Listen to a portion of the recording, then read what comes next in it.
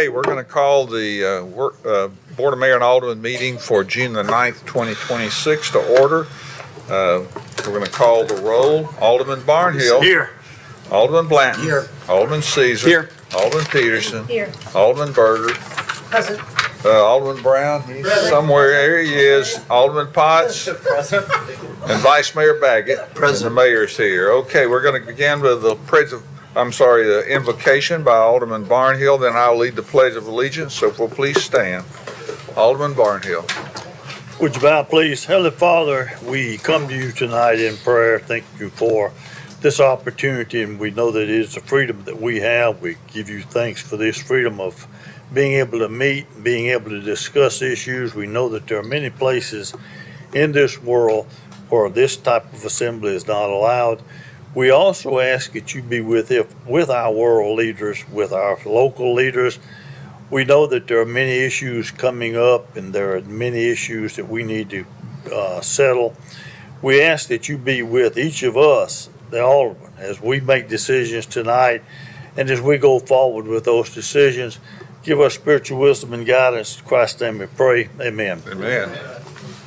I pledge allegiance to the flag of the United States of America and to the republic for which it stands, one nation, under God, indivisible, with liberty and justice for all. Be seated. Tonight we do have a proclamation concerning Alzheimer's and Brain Awareness Month. I'm not sure if we have anybody here tonight to receive that, but in the past we've had Laura Musgrave, who's been a big advocate for Alzheimer's research.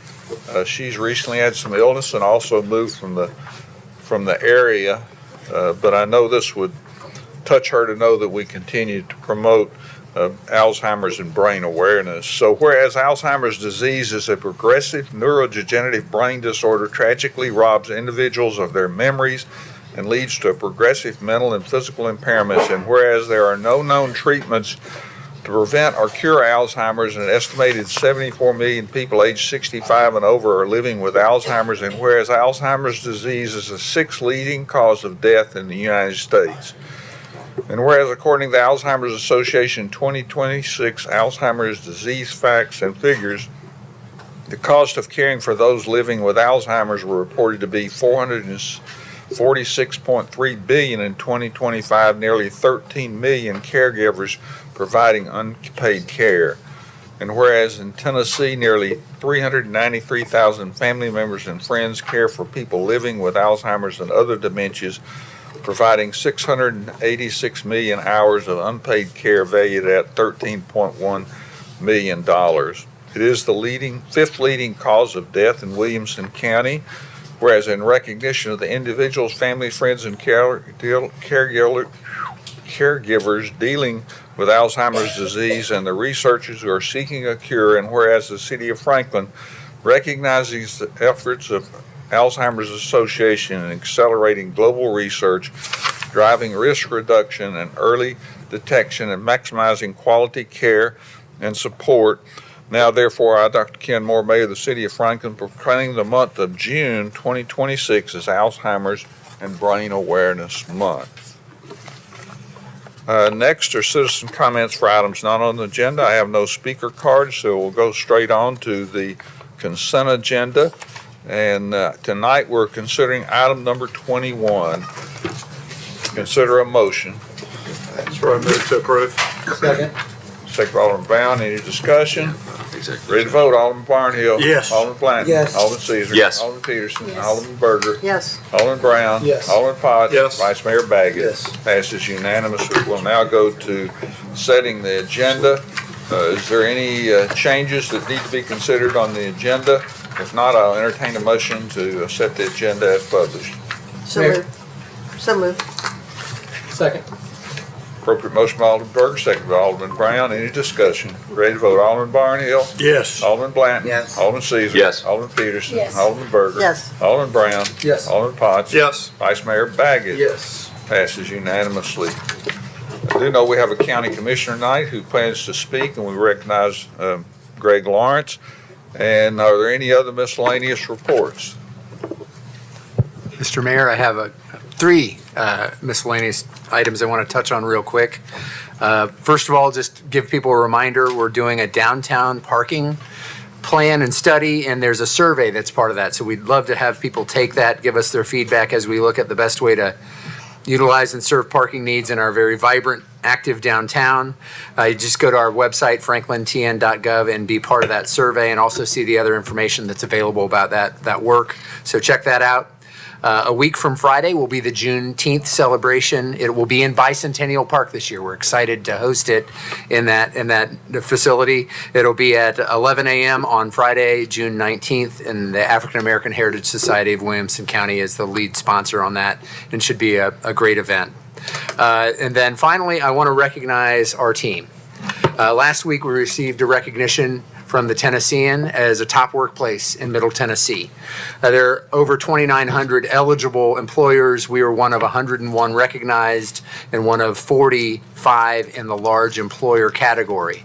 There are only 2 local governments we know of in the state of Tennessee that have received this.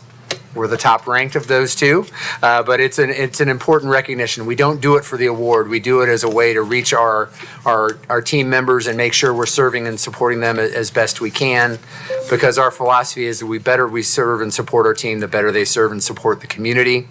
And we think this is a great way to do it. We had over 90% of our employees participate in our employee engagement survey, give us feedback, track our progress and how we're doing.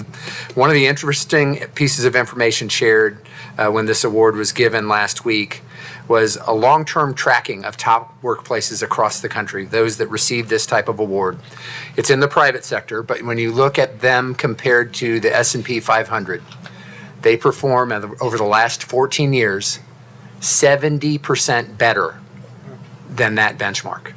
So top workplaces translates into high performance in delivery. And that's what we want to do, and that's why we do it, because we want to be focused on building a strong, healthy culture that supports a high-performing organization. So share that with you. I want to congratulate our team. Join me in. Thank you, Mayor. Thank you. Any other reports? Alderman Caesar. I just had a question as we talk about things like Juneteenth and we talk about the upcoming July 4th event. I don't know how many, we'll have one more meeting prior to that. But I'm also curious because I've been approached by numerous citizens about what other than the July 4th enhanced firework experience our city is organizing for the 250th anniversary of our country's founding. So I know that I've spoken with Monique in Communications Department, and I would just ask Eric to make sure that as we're thinking about comms going out, let's make sure that we're communicating that clearly to the city, because there's people out there that I think are hungry for an opportunity to celebrate. Sure, yeah. We have done a number of them throughout the year, throughout the earlier part of this year. There is a website from the CVB that is collecting all those events, not just City of Franklin events, but in the broader community. So you can go to visit Franklin's website, and there's a dedicated page on the 250th that talks about local events that help highlight it. But we've done a lot of things. Some of them are already passed, like we had our first drone show as part of Touch a Truck. Yeah. That was dedicated specifically to the 250th, and some of the displays relate to that. You referenced it already. We'll have Franklin on the 4th, as we always do, but this will be the largest and longest fireworks that we'd ever had that evening. So both the length of it, but also larger shells throughout the display, so folks can really make the most of that event. But there are several. We've done a number throughout the year. Franklin tomorrow is working with us on the mosaic that will be a dedication around the 250th, and folks have been able to paint those individual tiles. Contact Franklin tomorrow. They still may have a few. I know I did a few myself over the weekend a couple weeks ago, so that's a great thing that individually people can tie into and have a piece of that part of our history. Thank you. Thanks. Okay, we're now going to go to approval of the minutes. This is the work session of May the 26th, 2026, and the Board of Mayor and Alderman meeting is the same day. Move for approval. Thank you, Alderman Peterson. Second. Second by Alderman Barnhill. Any discussion, any additions? Seeing none, ready to vote. Alderman Barnhill. Yes. Alderman Blanton. Yes. Alderman Caesar. Yes. Alderman Peterson. Yes. Alderman Berger. Yes. Alderman Brown. Yes. Alderman Potts. Yes. Vice Mayor Bagley. Yes. Passes unanimously. Item number 5, this is a public hearing, consideration ordinance 2026-06, an ordinance to rezone 204.34 acres from Plan PD 1.26 district to Plan PD 1.27 district and to rezone 0.55 acres from Plan PD 1.26 to residential R1 district for the property located south of Murfreesboro Road and east of South Carruthers Road, including the property located at 1005 Copley Road, Coletta Park PUD subdivision. Thank you. This is a public hearing. Hang on just a second. I should have looked up. Ariella? Thank you. The property is located south of Murfreesboro Road and east of South Carruthers Road. The applicant is requesting a rezoning of the 204.34 acre Coletta Park PUD subdivision from planned PD 1.26 district to planned PD 1.27 district, and a rezoning of the 0.55 acre parcel being removed from the Coletta Park PUD subdivision from to residential 1 R1 district.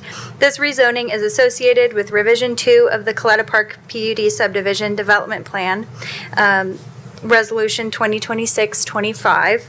Envision Franklin recommends the single-family residential design concept for the majority of the project, including the 0.55 acre parcel requested R1 zoning. And a smaller portion of the existing development plan recommends the mixed residential design concept.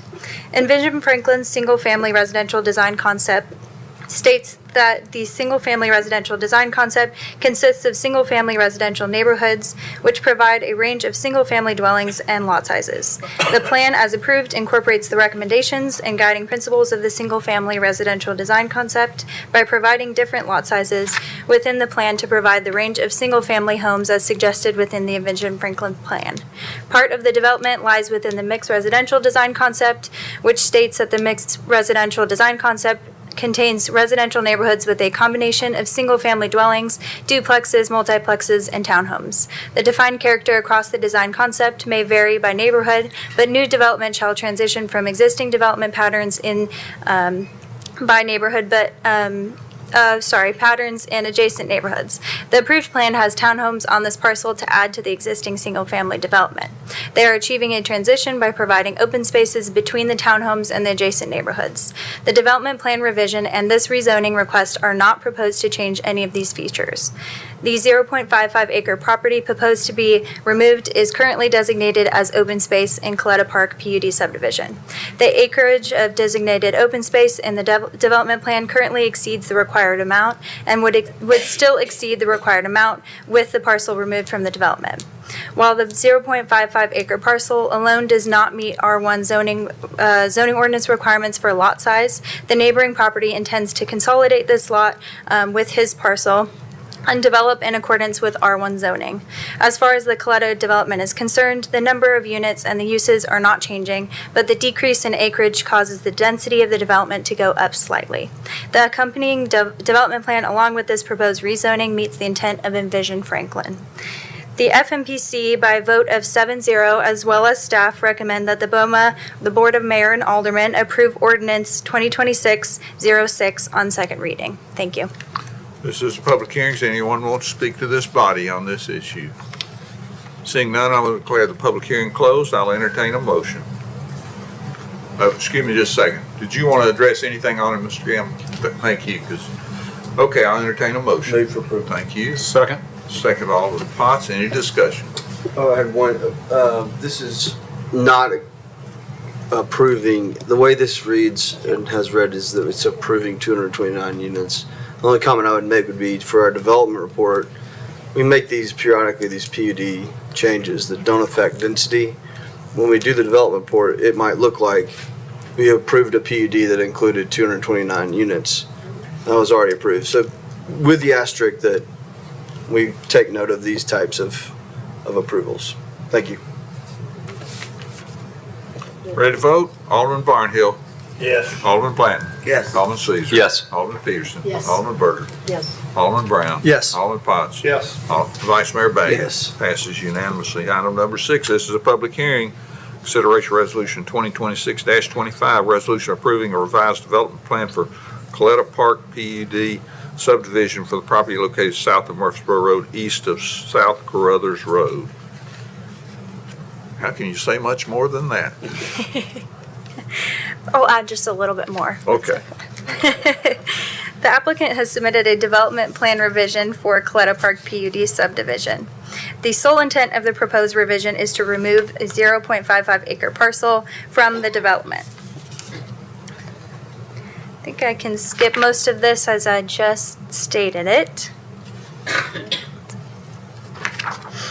The number of units and the uses are not changing, but the decrease in acreage causes the density of the development to go up slightly. For this reason, there's an associated rezoning request to change the density of Coletta Park PUD subdivision. Since the density of the development is changing, this plan triggers approval from the Board of Mayor and Aldermen. Recommendation. The Franklin Municipal Planning Commission, by a vote of 7-0, as well as staff, recommend that the Board of Mayor and Aldermen approve Resolution 2026-25 with conditions. Okay, this is public hearing. Does anybody want to address this body on this issue? If not, I'm going to close the public hearing and entertain a motion. Sir, I move to approve. Thank you, Alderman Second. Potts, seconded by Alderman Brown. Any discussion? Ready to vote, Alderman Barnhill. Yes. Alderman Blanton. Yes. Alderman Caesar. Yes. Alderman Peterson. Yes. Alderman Berger. Yes. Alderman Brown. Yes. Alderman Potts. Yes. Vice Mayor Baggy. Yes. Passes unanimously. We'll now go to item number 7. This is a public hearing, consideration of Resolution 2026-24, resolution approving a revised development plan for Ovation PUD subdivision with 15 modifications of development standards, building type, on-street parking, loading zones, and signs for the property located at the southeast corner of East McEwen Drive and Carruthers Parkway. Chelsea? Good evening. As stated, Ovation PUD subdivision is requesting an additional 15 modifications of standards to update their vesting to the current standards, but those are the only 2 changes tonight. The vesting update does not change the plan in any way. It just allows some additional signs by right.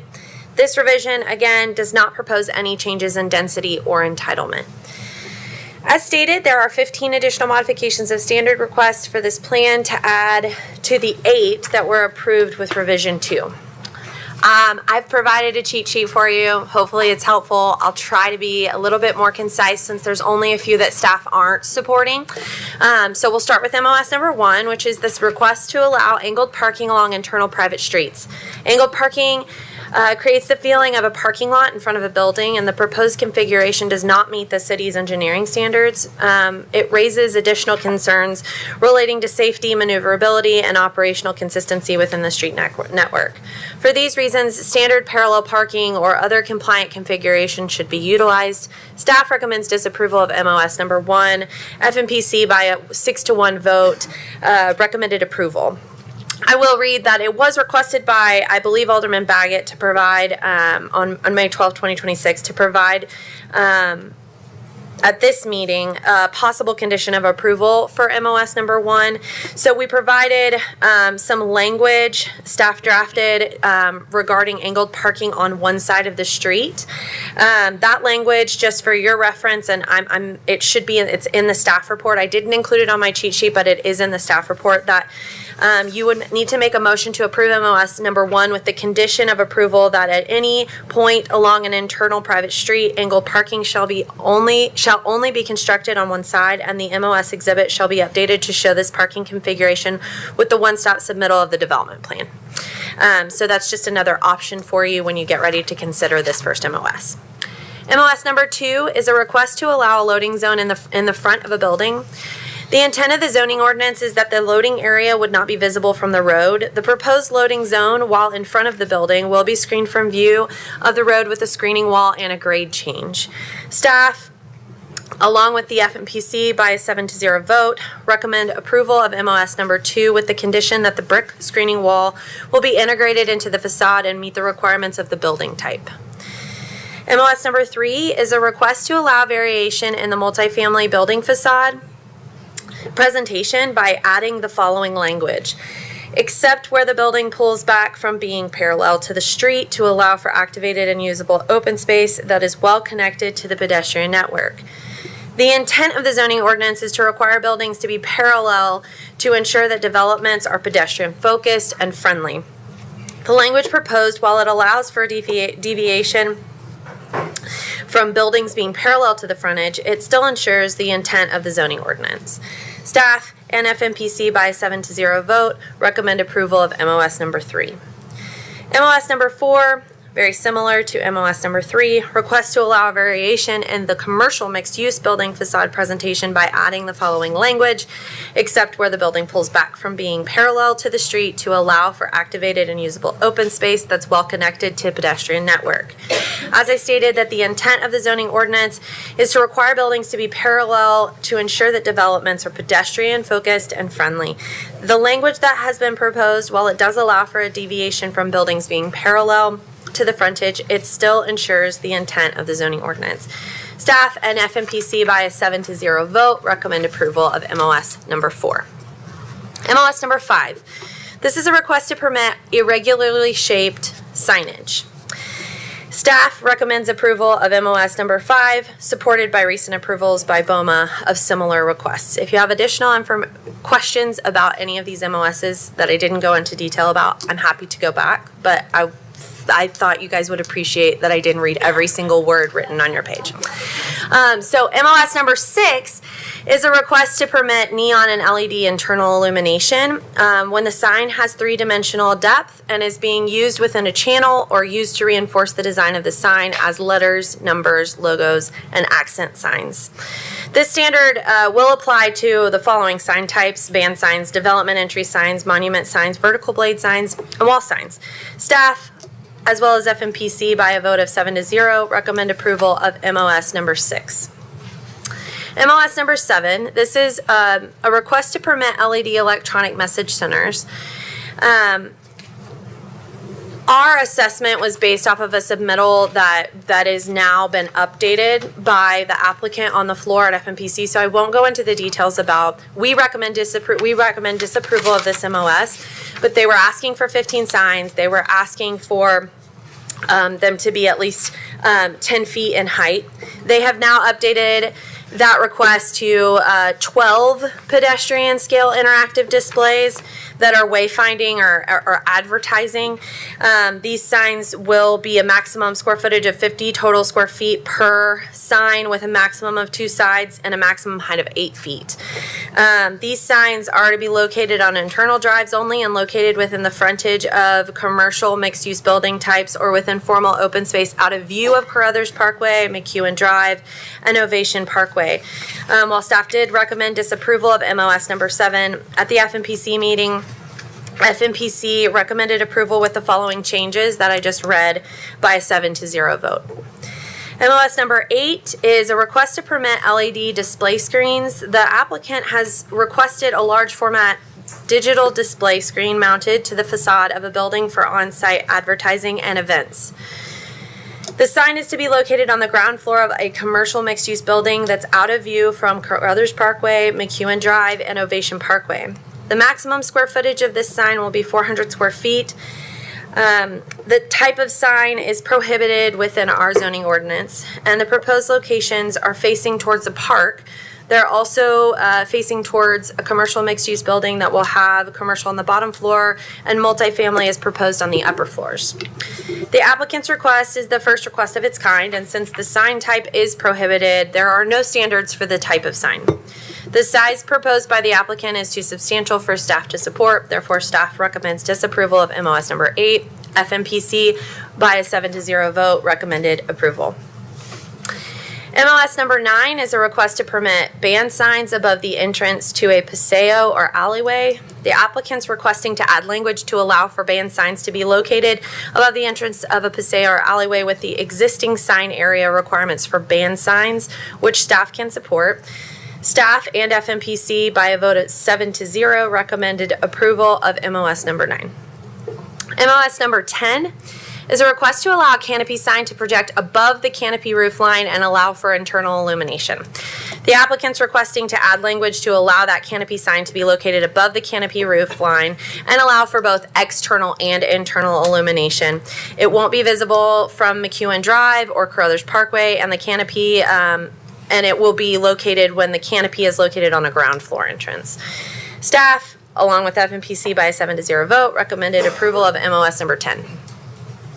MOS number 11 is a request to allow a directory sign on the building facade or freestanding adjacent to the primary entrance to the building with a maximum of 10 square feet per building facade in addition to other permitted signage on the building and with exterior and interior illumination. While the request does deviate from what's allowed within the zoning ordinance, it's similar to requests made with other plans that were approved and supported by BOMA. Therefore, staff and FMPC, by a 7-0 vote, recommend approval of MOS number 11. MOS number 12 is a request to permit external and internal illumination for small hanging and projecting signs. Our zoning ordinance does not allow for this. It only allows external illumination. Staff does recommend disapproval of MOS number 12. This type of request has not been approved or requested anywhere else, so there's no precedent for this request. Small hanging and projecting signs are meant to be on a pedestrian scale and aimed at the pedestrian realm, and internal illumination doesn't aid in achieving this intent. FMPC, by a 6-1 vote, recommended approval. MOS number 13, we're almost there. Request to allow a maximum of 1 vertical blade sign per commercial mixed-use building where residential is on upper floors over commercial, a maximum of 1 per multifamily building, and a maximum of 1 per parking structure. Vertical blade signs shall not project below the window header of the first floor and shall not project above the parapet of the building facade. Vertical blade signs shall be a maximum of 4 feet from the building facade inclusive of bracket depth. Again, I'm happy to go into our standard, but I think I'll sum it up by just saying that staff was not overly concerned with the proposal for the language changes. And staff and FMPC, by a 7-0 vote, recommended approval of MOS number 13. MOS number 14 is a request to permit painted wall signs and add language to the quantity, placement, and materials. The applicant's proposed language to allow for painted wall signs not concerning to staff, and staff, along with FMPC, by a 7-0 vote, recommend approval of MOS number 14 based on positive feedback from everyone at the joint conceptual workshop. MOS number 15 is a request to permit 20% coverage on windows, signs, and the materials to include white, frosted, or gold leaf vinyl. Staff's not overly concerned with the language updates requested by the applicant for this type of sign.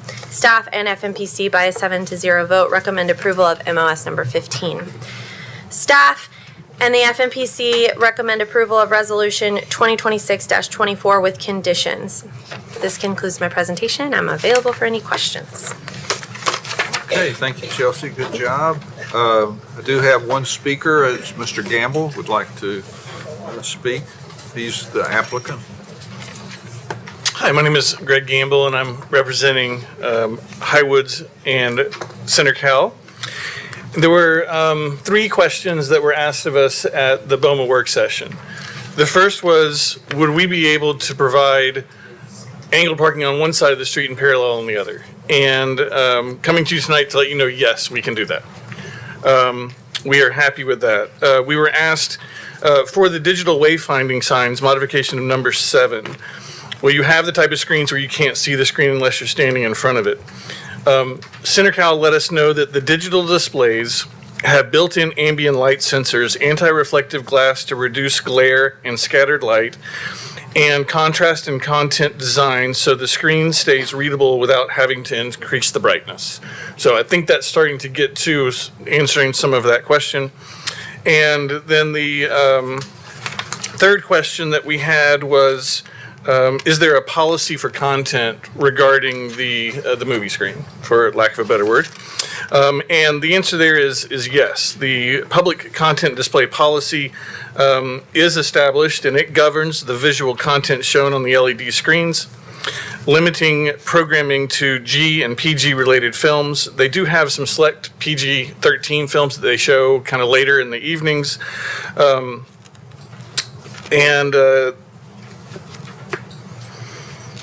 Which modification is that, Mr. Gamble? This is for modification of standards number 8. That's what I thought, okay. And they strictly prohibit any explicit, violent, non-family friendly material. The content is licensed through Swank Motion Pictures in compliance with public performance rights requirements, and final approval for all programming is granted by CenterCal Property Management. I can also pass along to you that the leases that are in this development are as concerned as the city about content, and maybe even more so concerned about content. So it's something that they do take very seriously, and just wanted to pass that information along to y'all. Happy to answer any questions that you may have about these requests. Thank you. Does anybody else want to speak to this body? If not, I'm going to close the public hearing. I'd entertain a motion. For all of them? We're going to get a motion to get it on the floor, then we'll Okay. vote on each individual modification. Move for approval. Second. Second with the vice mayor. Now open for discussion. Alderman Potts, you're recognized. Thank you, sir. Yep. I do have a question for Mr. Gamble, if he can take the podium for just a moment. All right. First, thank you for bringing this to us and working with staff. I'll jump down to number 7. My question, and you've addressed it, and I appreciate the detail that you provided, especially from the manufacturers, because that's key when it comes to how those lumens are actually projected. So thank you for doing that. If you go down to number 8, I did have a follow-up, or actually also here you addressed it as it was put together. Thank you for the details of out of view regarding Carruthers Parkway, McEwen, and Ovation Parkway. So it has restricted view, and I think that's important for the public to see. Is they're not going to be, it's not going to be old school when you see an outdoor Movie theater. drive-in movie theater. You're not seeing that type of experience. That's true. And it's only 400 square feet or 20 by 20. I did have a question that didn't come up last time, and I apologize for not presenting it last time, and that is the maximum volume or audio, and then also the directional audio usage. Since it is going to be internal to the space, sometimes when you get that, and maybe this is just going to be something they're going to have to manage to, is that echo as it comes out of the buildings and starts to, if you will, rainbow outside of the development. I've got some concern about that, to make sure that you're not hearing it all the way in the parking lot when you're leaving at night, right? So the maximum square footage of this screen is 400 square feet, which is a fraction of the size of a movie theater screen that you would see in a movie theater. It's maybe 20 by 20. This sits on a one-story building and right at the corner of the main streets, and it's really just to kind of entertain in the small little pocket park side here. Building G ranges between 5 and 7 stories in height. It's a much bigger building. J's a bigger building. But really the focus of this 20 by 20 screen is just the small little corner of the main park. Yeah, and I was speaking more to the audio is as it kind of amplifies going out. I would expect, just like at Avalon in Alpharetta, as you're walking down the street, they're playing music as you're going down the street. I think that there's a kind of a normalcy of the amount of volume that you have in a space like that, or in a kind of a outdoor shopping environment. Okay. And then the last question that I had here is on number 12. But if it's like a Tennessee Vols football game that they're showing out there on a Saturday, I mean, no telling. All right. Question 12, this is about the small hanging and projection signs. I've seen these in use in different cities. The projection distance, has the applicant given you any idea? I've seen these projected down onto the pedestrian area, both inside of a commercial business as well as outside. Okay. Have they talked about, is it just going to be just outside their storefront, or expecting it to go in a different direction? Outside the storefront, and it must clear 8 feet from the ground. Okay. Okay, that answers that question. And then the last one, I would just say on 14, this is on walls and sides, allows for painted on wall signs. And I've said this multiple times on other applicants, and that is my concern about here in Middle Tennessee is if you're not using the correct outdoor paint, then it's going to flake or peel, and the maintenance that's required with that. And I would just want to go on record to make sure that whether it's now or in 10 years or however many years out, that it's always being maintained. Well, thank you for the advice. I'll pass it along. Thank you.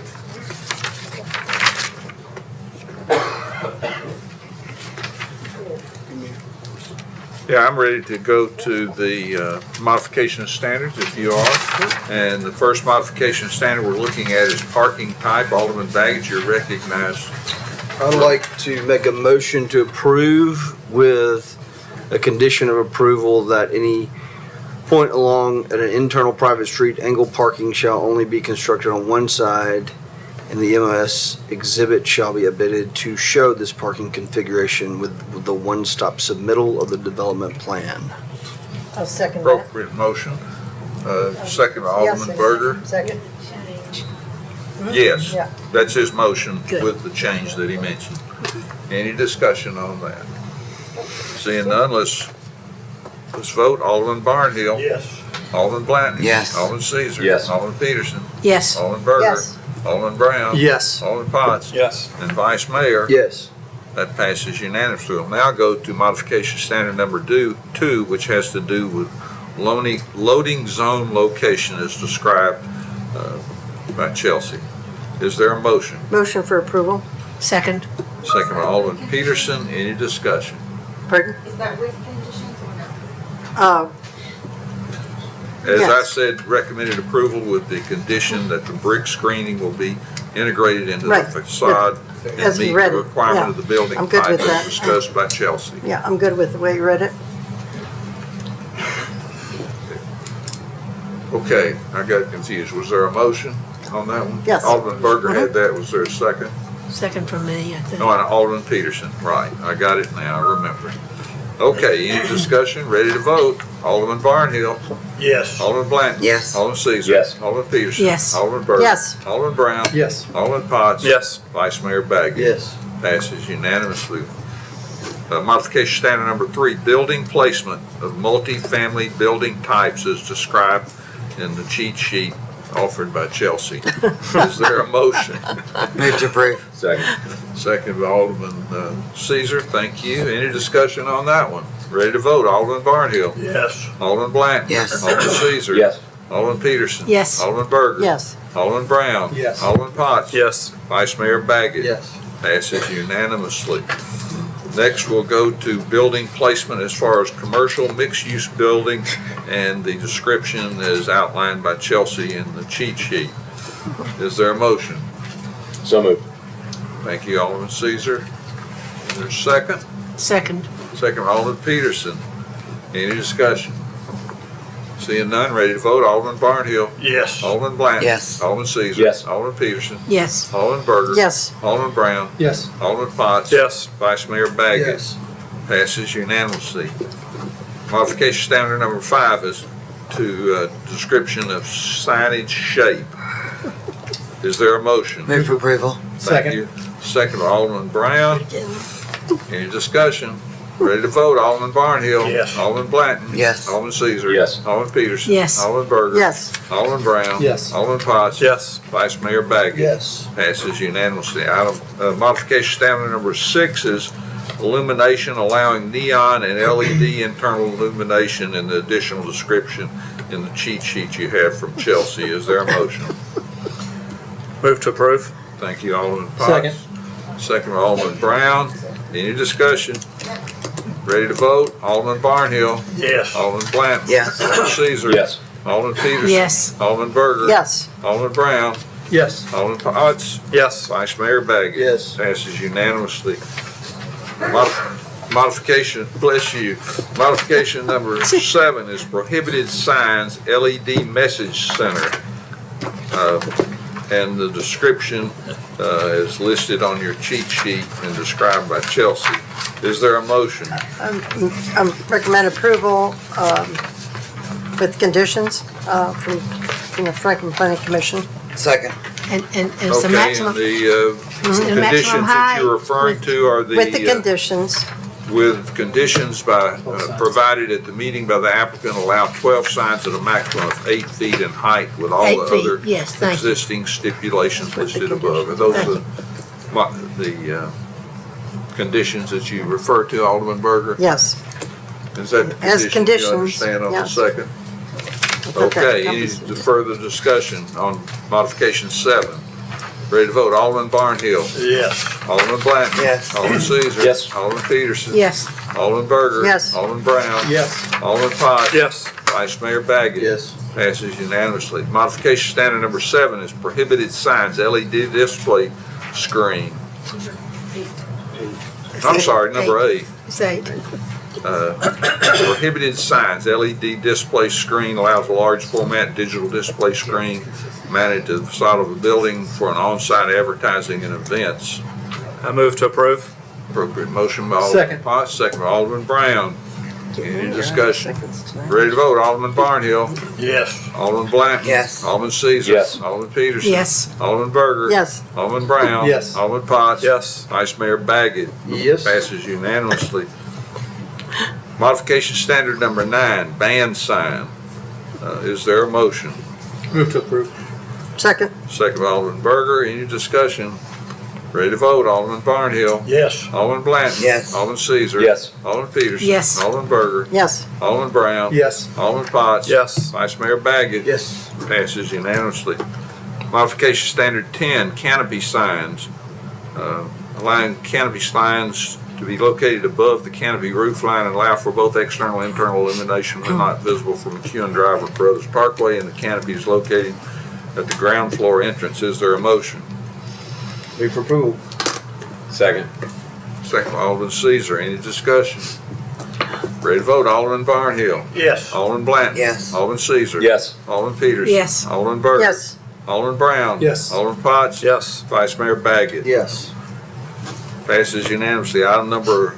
Modification standard number 11 is directory signs. Allow directory signs on the building facade are freestanding adjacent to the primary entrances of the building, with further description as outlined in your cheat sheet. Is there a motion? Move for approval. Thank you. Second. Seconded by Alderman Brown. Any discussion? Ready to vote, Alderman Barnhill. Yes. Alderman Blanton. Yes. Alderman Caesar. Yes. Alderman Peterson. Yes. Alderman Berger. Yes. Alderman Brown. Yes. Alderman Potts. Yes. Vice Mayor Baggett. Yes. Passes unanimously. Modification standard number 12, small hanging and projecting signs allow external and internal illumination for small hanging and projected signs. Move for approval. Second.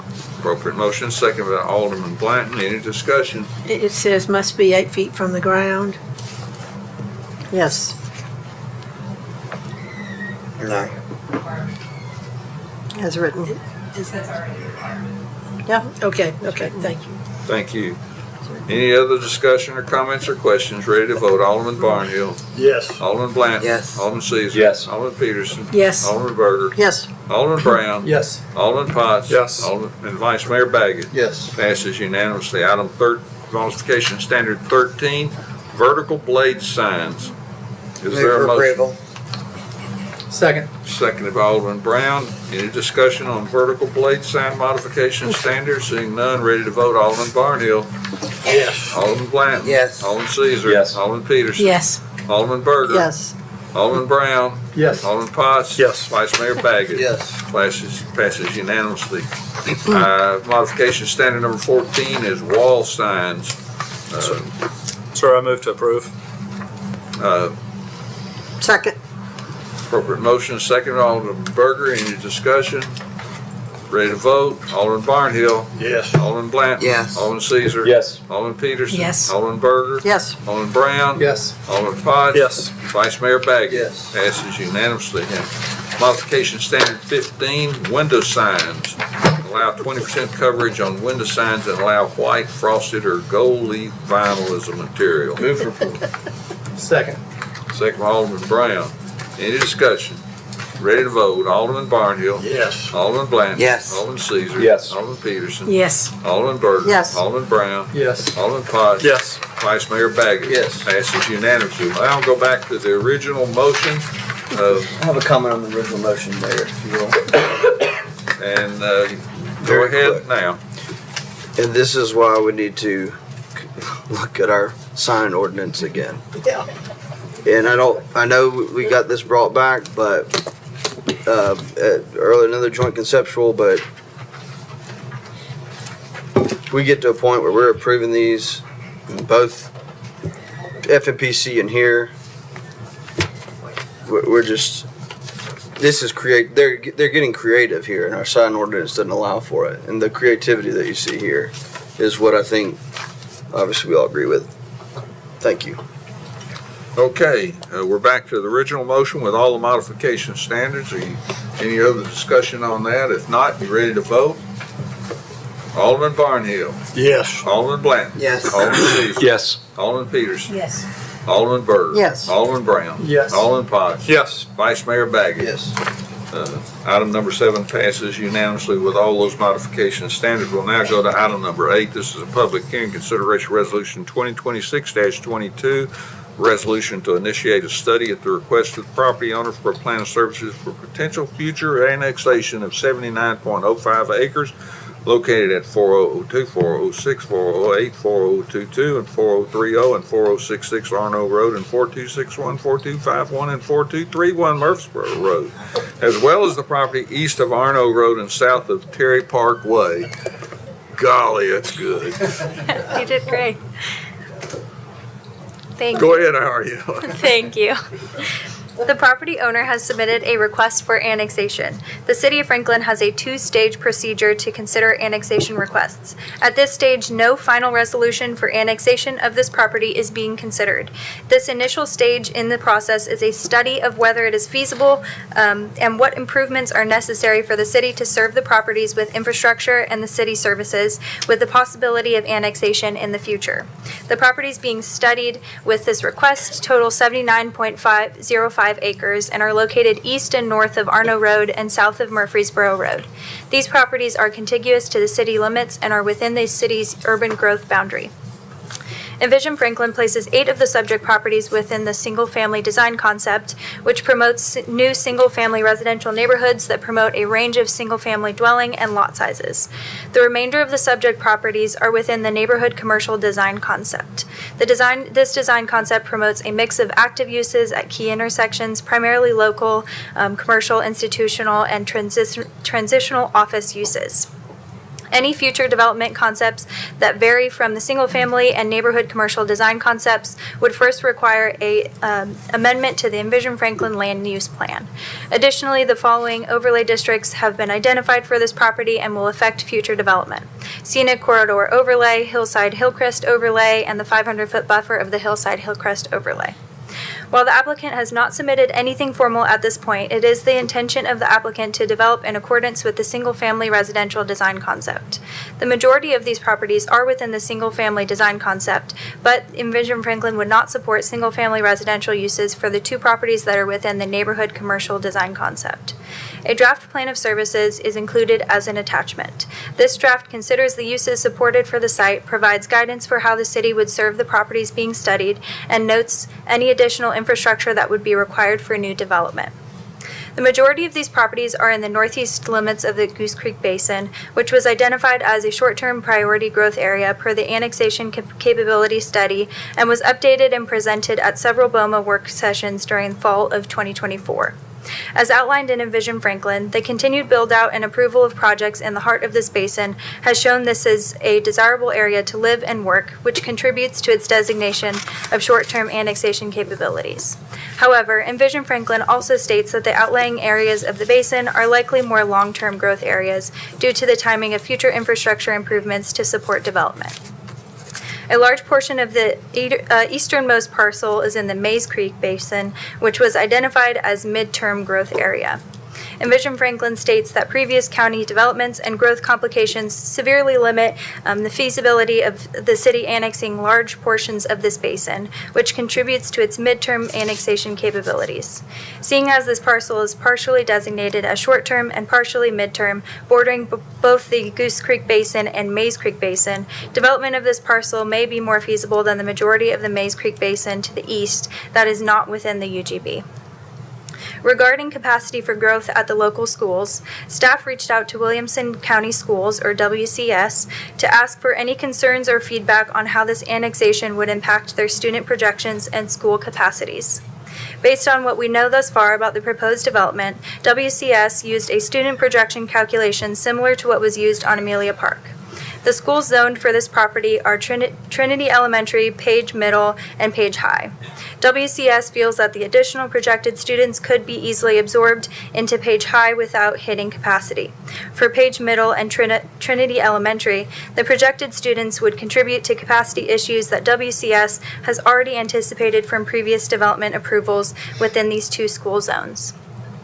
This property is located within the Millcrofton Utility District service area, and water availability will be needed to be approved and provided through Millcrofton Utility District prior to annexation. The planned South Clean Water facility is not currently funded, and annexation of this property into the city of Franklin will drive the need for the South Clean Water facility to be online at a quicker rate. Additional annexations reduce available treatment capacities at the current Claude Eats facility. Staff urges that potential annexations be thoroughly considered in regard to ensuring that adequate treatment capacity is maintained. Goose Creek Basin construction will be started at the top of the treatment base, at the top of the basin, building out the sanitary sewer interceptor in reverse. The lift station will be required to be relocated multiple times as the Goose Creek Basin is constructed from top of basin to bottom. The cost of relocating the lift station will be greater over time as the size of the lift station will grow each time a relocation occurs. The force main termination point has not been fully vetted, as limited infrastructure in this area requires lengthy force main alignments, and flow direction must terminate, sending flows to the South Clean Water facility. Long force main lines may be required to meet flow paths for the South Clean Water facility, aligning with current planning and design of the new clean water facility. The draft plan of services identifies the access will be provided to the properties from Arno Road, and any other connection to surrounding roadways will be studied as a part of the traffic impact analysis. Street improvements will be needed in the area, and a traffic impact study is required to be submitted for review prior to submitting a development plan for approval. Required streets improvements shall be determined as part of the traffic impact study and development plan, and any road improvements to roadways maintained by Williamson County shall be presented to the Williamson County Highway Commission for approval. This plan includes roadways listed on the major thoroughfare plan, including Arno Road and Highway 96. Because this property is east of Highway 96 and I-65 interchange, it is important to note that there are significant delays during peak hours at this location. Additional development shall be required to study it in detail, and additional density on these properties may not be supported until the interchange is improved. Additionally, SES will need to reassess the current routes in the subdivisions and areas surrounding this development to consider if adding a route, equipment, or personnel is necessary. In staff's analysis, there are many considerations to annexation of the properties being studied. There are both public and private investments that would need to be made to provide city infrastructure for the properties and to provide an equitable level of city services as outlined in this report and in the draft plan of services. Development of this property reduces capacity in our current water treatment facility, compounds capacity issues for schools in the area, and may compound the interchange delays at I-65. The challenges and hurdles created by development of these properties at this time seem to outweigh the value to the city to provide additional single-family homes and extend the city limits. Staff recommends that the Board of Mayor and Aldermen approve Resolution 2026-22 if BOMA would like to see these properties be further studied with the intent of potentially annexing them into the city in the future.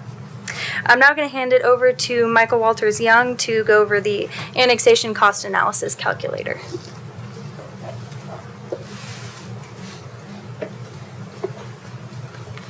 Thank you, Ariella.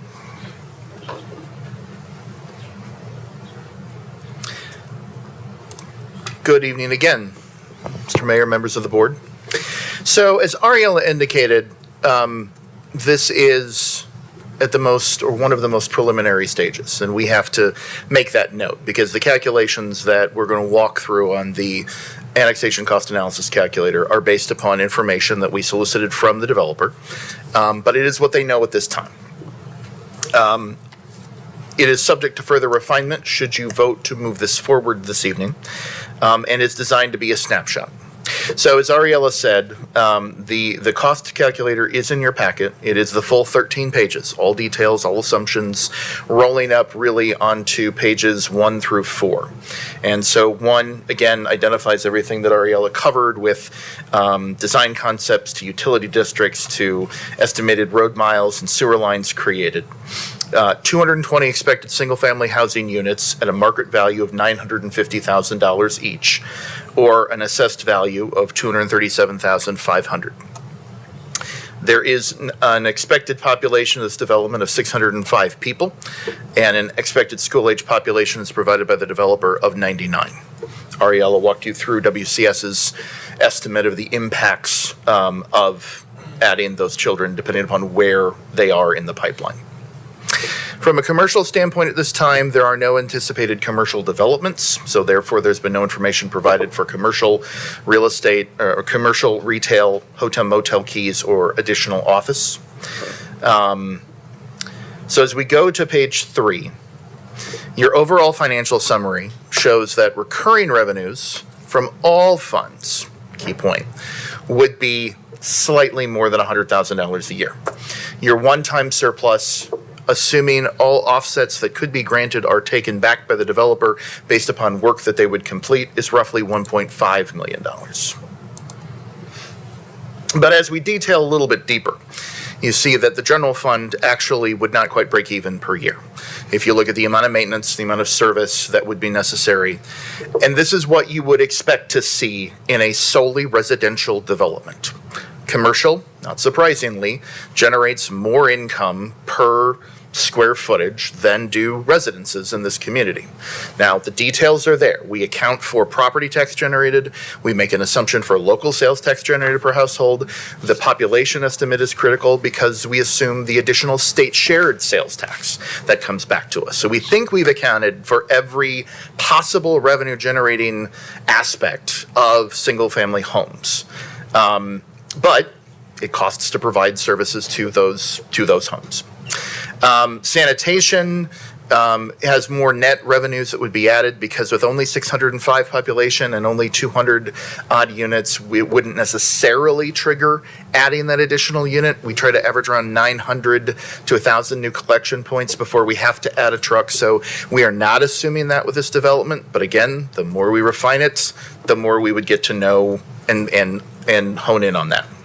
Stormwater also shows a deficit. Please note that depending upon your actions later this evening, this may be much closer to breaking even because this assumes current fees, which are not adequate to meet ongoing expenses. And then water management, recurring revenues for sewer would outpace recurring expenses. In the one-time revenues, you see that the road impact fees would be potentially fully offset. Parkland dedication would be offset to approximately 75% at maximum. We would net $685,000 for city facilities and $85,000 for county facilities. It's important to note in that context, the city facilities monies, of course, can only be used, as you well know, for police, fire, sanitation, and parks. So should the need be, and this is not for this development, but the further out you go, and the triggers for when you need to build, let's say, a new station, Station 9 for fire, the last time we built one was roughly $8.4 million. So this would be their proportional share, but it would no way pay for an engine company or the cost of a new fire station, just to kind of put that in some context. Ariella, did you have anything else? All right. Mr. Mayor, that's staff's Okay, presentation. thank you. Before I start calling speakers up, I want to get some clarification if I could.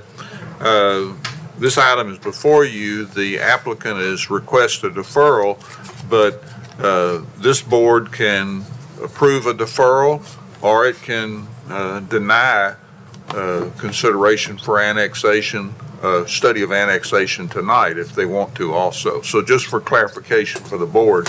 So I'm going to call up Commissioner Lawrence to speak, followed by Cleve Graw, followed by Karen Smith, followed by Janet Curtis, and then Mr. Gamble, who's the applicant, will speak last.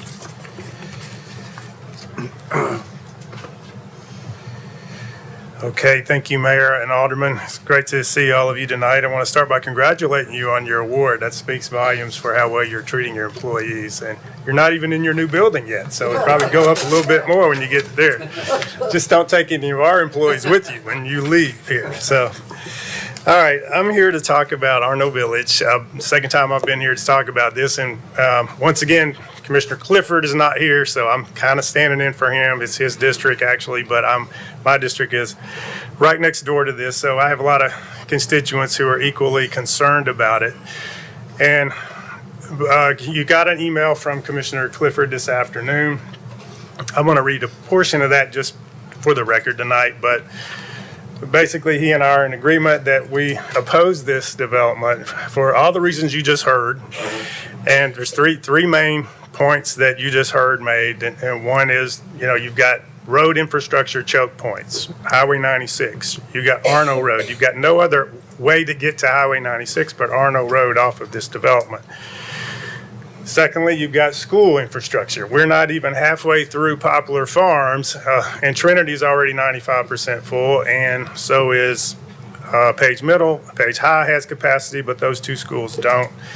And then your own sewer infrastructure, I tried to find out exactly where you are on that, but you could find that out more easily than I could about where you are on that. But admittedly, by your staff's recommendation, that could be a major concern here. So I'm going to read a few lines from Commissioner Clifford's email for the record tonight. He says, "This request conflicts with the city's own long-range planning framework.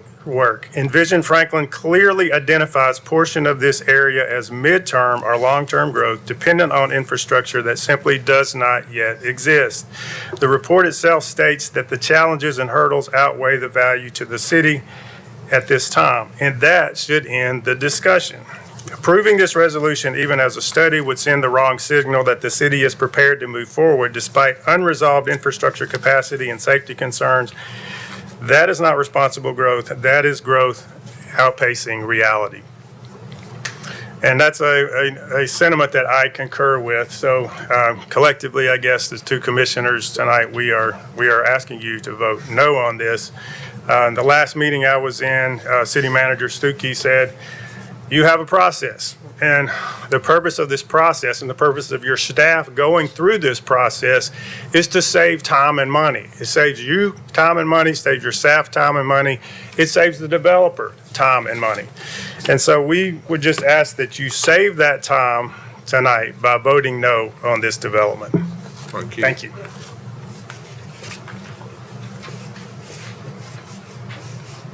Also, we are going to add Commissioner Clifford's full comments in the public comments like we have submitted by citizens. So in addition to what Commissioner Lawrence provided.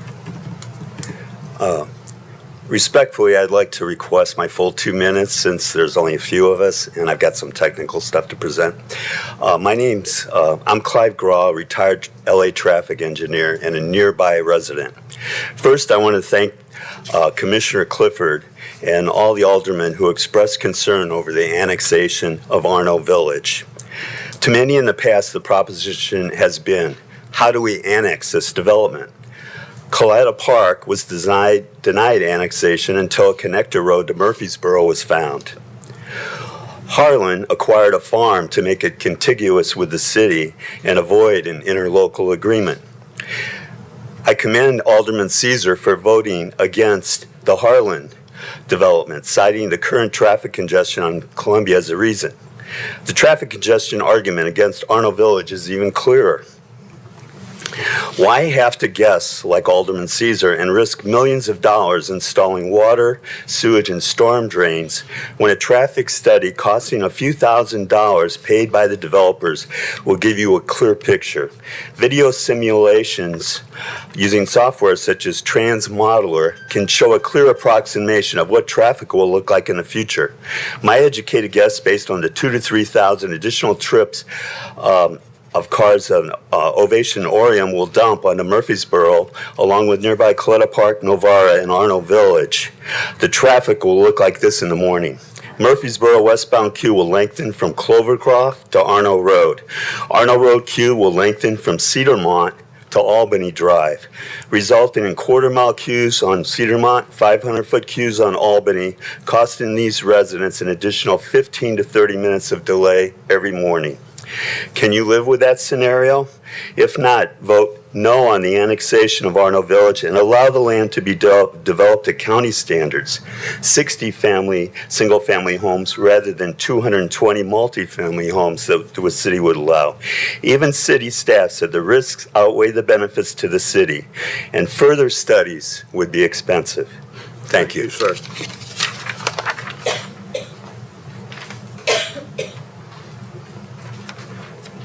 Hello, my name is Karen Smith, and I've made this comment before, and I think it bears repeating that I very much appreciate y'all's thoughtful comments and thoughtful discussions, and I especially appreciate the city staff and all the hard work that they do even before we get into this room, and a great job to your team. And to Chelsea, wherever she is, where she went. But anyways, I'm hopeful that you consider us more than just red shirts or yellow shirts with anecdotal comments. We're here tonight because we are concerned citizens and we want to be engaged in the process. Commissioner Clifford, he outlined 7 points why this proposed Arno Village development doesn't make sense right now. Commissioner Lawrence has spoke twice on why this is not the right time for this.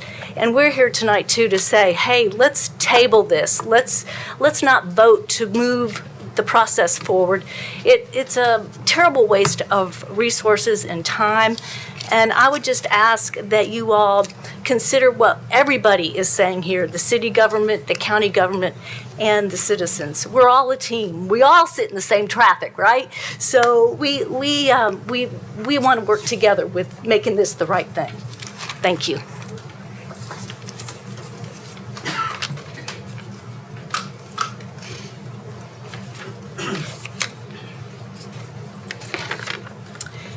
Good evening, Janet Curtis, Franklin, Tennessee. Thank you for the opportunity to speak. I urge you to deny Resolution 2026-27, the proposal to annex 79.05 acres for Arno Village and 200 high-density homes. This density is far too aggressive. Surrounding homes sit on half-acre to 1 acre plus lots. It will permanently destroy our rural character and quality of life. This project threatens our community in 4 critical ways. Places high-density homes directly behind existing large lot properties, erasing the rural character of the area. Dramatically worsens dangerous traffic on Highway 96, growing 18% per year, over 3,900 cars an hour at peak, and Arno Road over 7,500 cars daily at unsafe speeds, including school hours. Compounds the impact of the already approved Coletta Park development, 200 homes in the same corridor. Coletta Park's own traffic impact study requires off-site roadway improvements, yet staff has raised concerns about adding even more traffic before the 9565 interchange upgrades are complete. Pushes already overcrowded Trinity Elementary and Page Middle well beyond capacity. Educational impact fees are regulated by the state for the county, can only be increased by the state, and may only be used for building new schools and specific capital improvements. Meritage Home has a poor reputation in Columbia's Taylor Landings. Over 70% of their homes failed state HVAC inspections after a house fire. You cannot legally annex Arno Road. The residents along there own the road, the dirt under the road. School rezoning is not routine. The last rezoning was in 2022 to open new schools and relieve overcrowding elsewhere. Rerouting students an extra 6.5 miles each way for this one development is unfair. We saw this with Poplar Farms, a decision some board members later called one of the worst decisions. We cannot repeat this mistake. I strongly urge you to deny Resolution 2026-27 and protect our community. Thank you. Mr. Gamble. Thank you, Mayor and Alderman. My name is Greg Gamble, and I'm representing Meritage Homes. And we're asking for a pause tonight, if you would grant us a deferral of 1 month. After the BOMA work session, we heard staff's report. We heard your concerns about off-site traffic and infrastructure, and we have started to answer some infrastructure questions that staff have posed.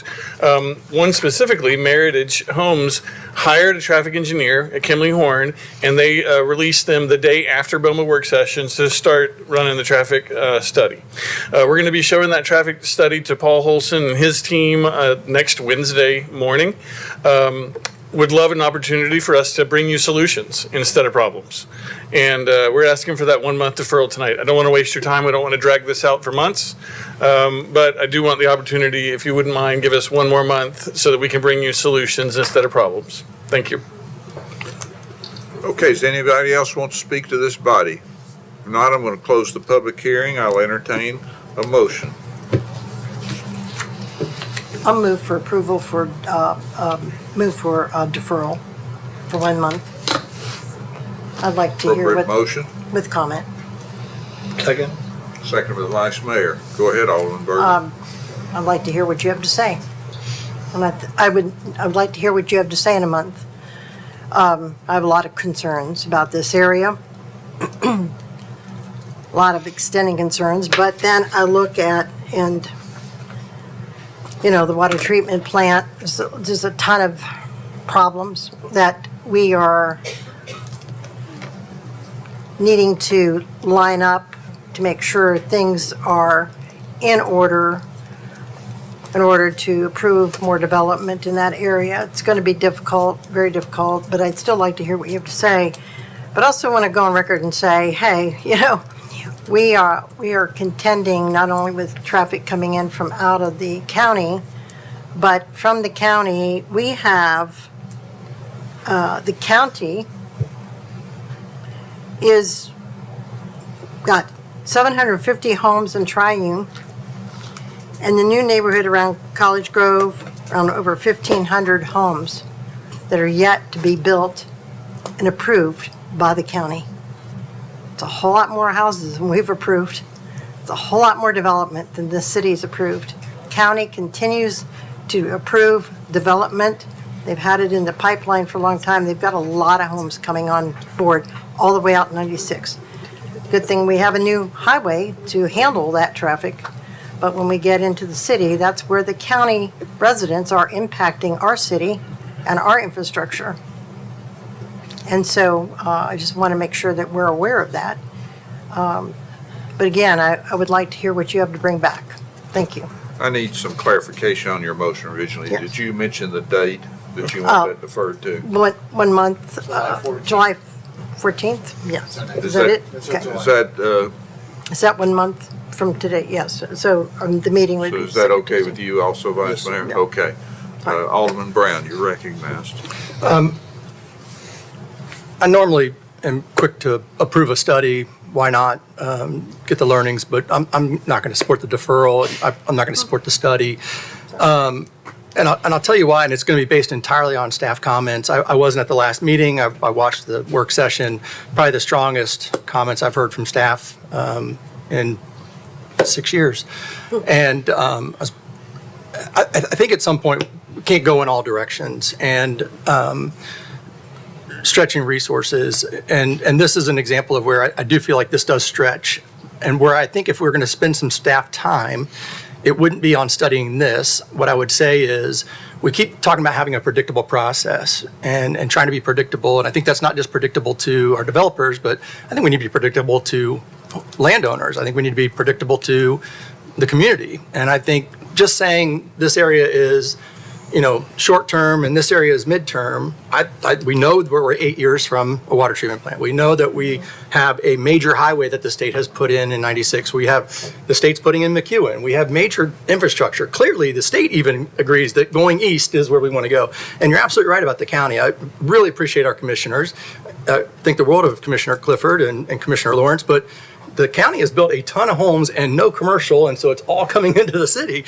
And that's a ton of development out there. Y'all own some of the responsibility out there, too, for the development that's happening out there. And I would just say I would rather have a better understanding about what is reality that's happening out there. What is our real-term east growth? Are we saying it's 6 years? Are we saying it's 8 years? What are we really saying we can do going in that direction based on sewer capacity, because that was a very strong remarks regarding this development. And if staff feels that strongly about this one, I would imagine you feel pretty strongly about the other ones in that area. And I think it'd be better off spending our time from a staff perspective, being really clear with property owners, developers, everybody else, and saying, look, these are going to continue to be really strong recommendations against from staff until we get down the path. I would feel a whole lot better knowing that instead of constantly sitting here on this dais having the community and everybody else coming in here knowing full well that we're going to have a very strong reaction again. So I would rather have staff spend their time really telling us what does the east growth timing look like based on all of that. That seems to me a better use of staff time. But let's not kid ourselves. New treatment plant on the east, major highways being built on the east, the growth is going to end up going there. It's just a matter of time. And but what is that time? So I'm going to vote against the deferral. It's not the time now, but I would love to have the staff spend their time thinking about what that looks like. Alderman Barnhill. Yeah, I just, most of the things that Alderman Brown has said is some of the things that I wanted to cover. I do want to say this. I will also vote against the deferral, but I want to make sure that anyone who hears that understands that that is not a vote for the resolution 2026-22. That is it is a motion to vote, be able to vote on that particular consideration. So if I look at the comments that staff has made, the one sentence that stands out to me is the challenges and the hurdles created by development of these properties at this time seem to outweigh the value to the city to provide additional single-family homes and extend the city limits. So I'm looking at staff comments. I've heard what staff has said on these things right here, and I see no real reason to defer for a month on this. I'm willing to vote. I know how I'm going to vote on this item, but I'm not going to vote for a deferral. Then I had Alderman Caesar. And If you want to go then first, I will let you Vice go. Mayor and then Alderman Potts. Go ahead, Alderman Caesar. Thank you. I similar to Alderman Brown and Alderman Barnhill, I'm not going to support the deferral with the exclusive reasoning behind that is I don't want to see anybody waste time, whether it's the developer, whether it's you, Greg, or whether it's our city staff. I think staff has been pretty clear. Now, we don't always coincide with staff's opinions. That should be noted. And that's the reason you have an electorate here, so that we can listen and we can hear and we can make decisions. While I do appreciate staff communicating with the county to understand school count and impact on school count, that's a problem that the school board and that the county will have to solve as development goes. We've also heard about these other developments that are happening in the county, and those are impacting that school count as well. So it's not unilateral in the responsibility of growth here.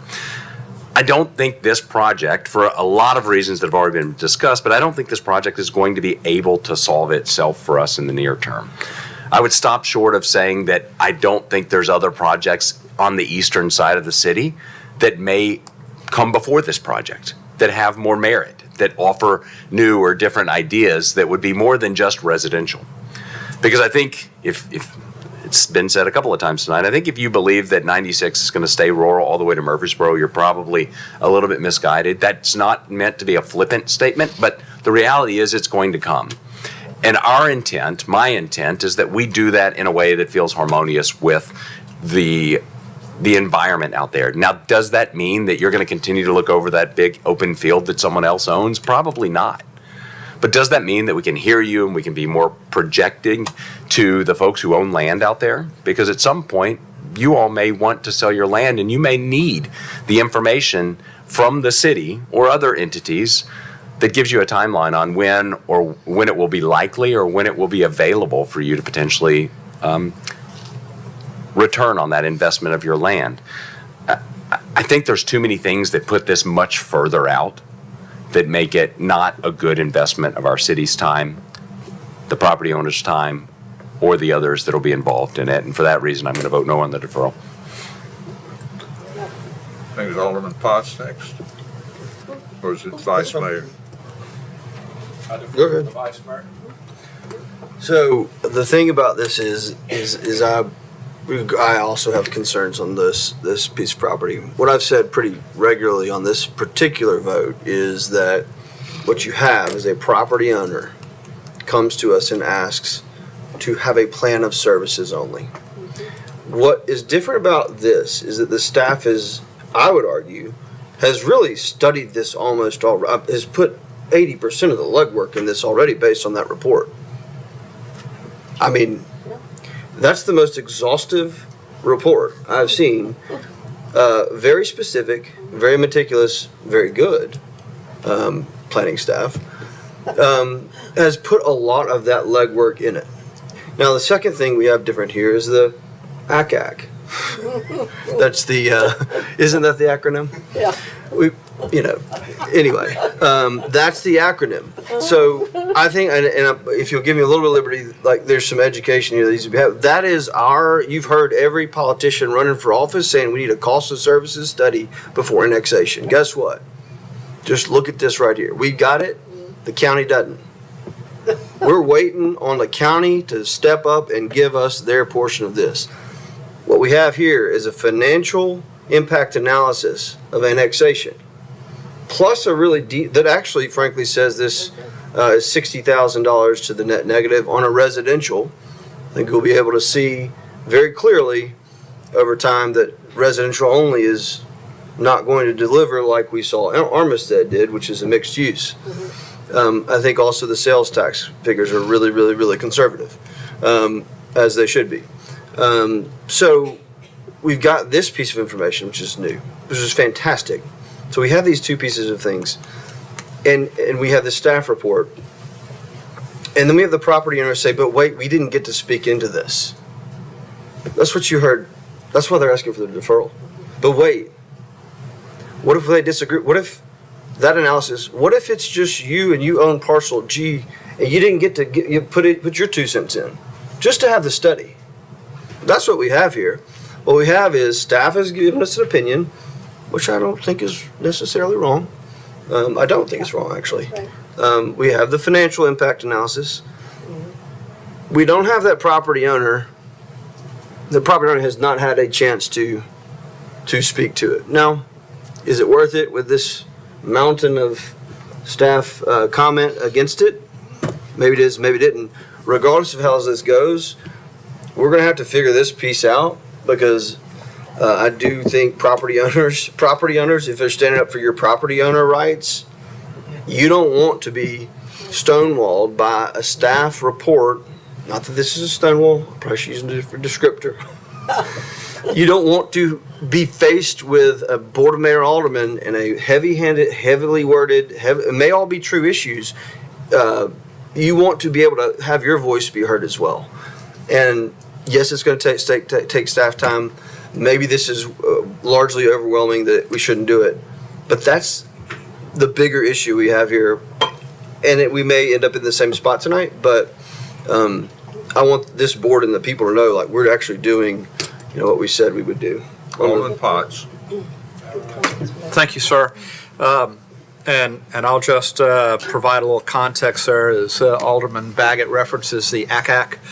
For those following along at home, this is the last attachment, and that is the annexation cost analysis calculator.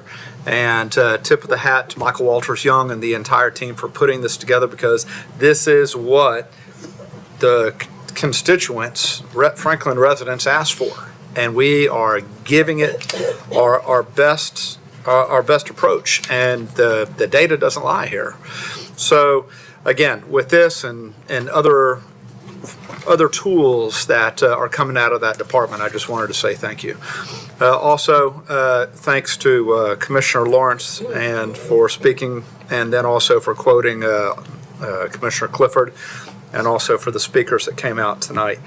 As I'm looking at this, I agree. Alderman Barnhill kind of beat me to the punch here. He was quoting the study as well. This is the most comprehensive staff recommendation I think I've probably seen in the better part of at least 2 years.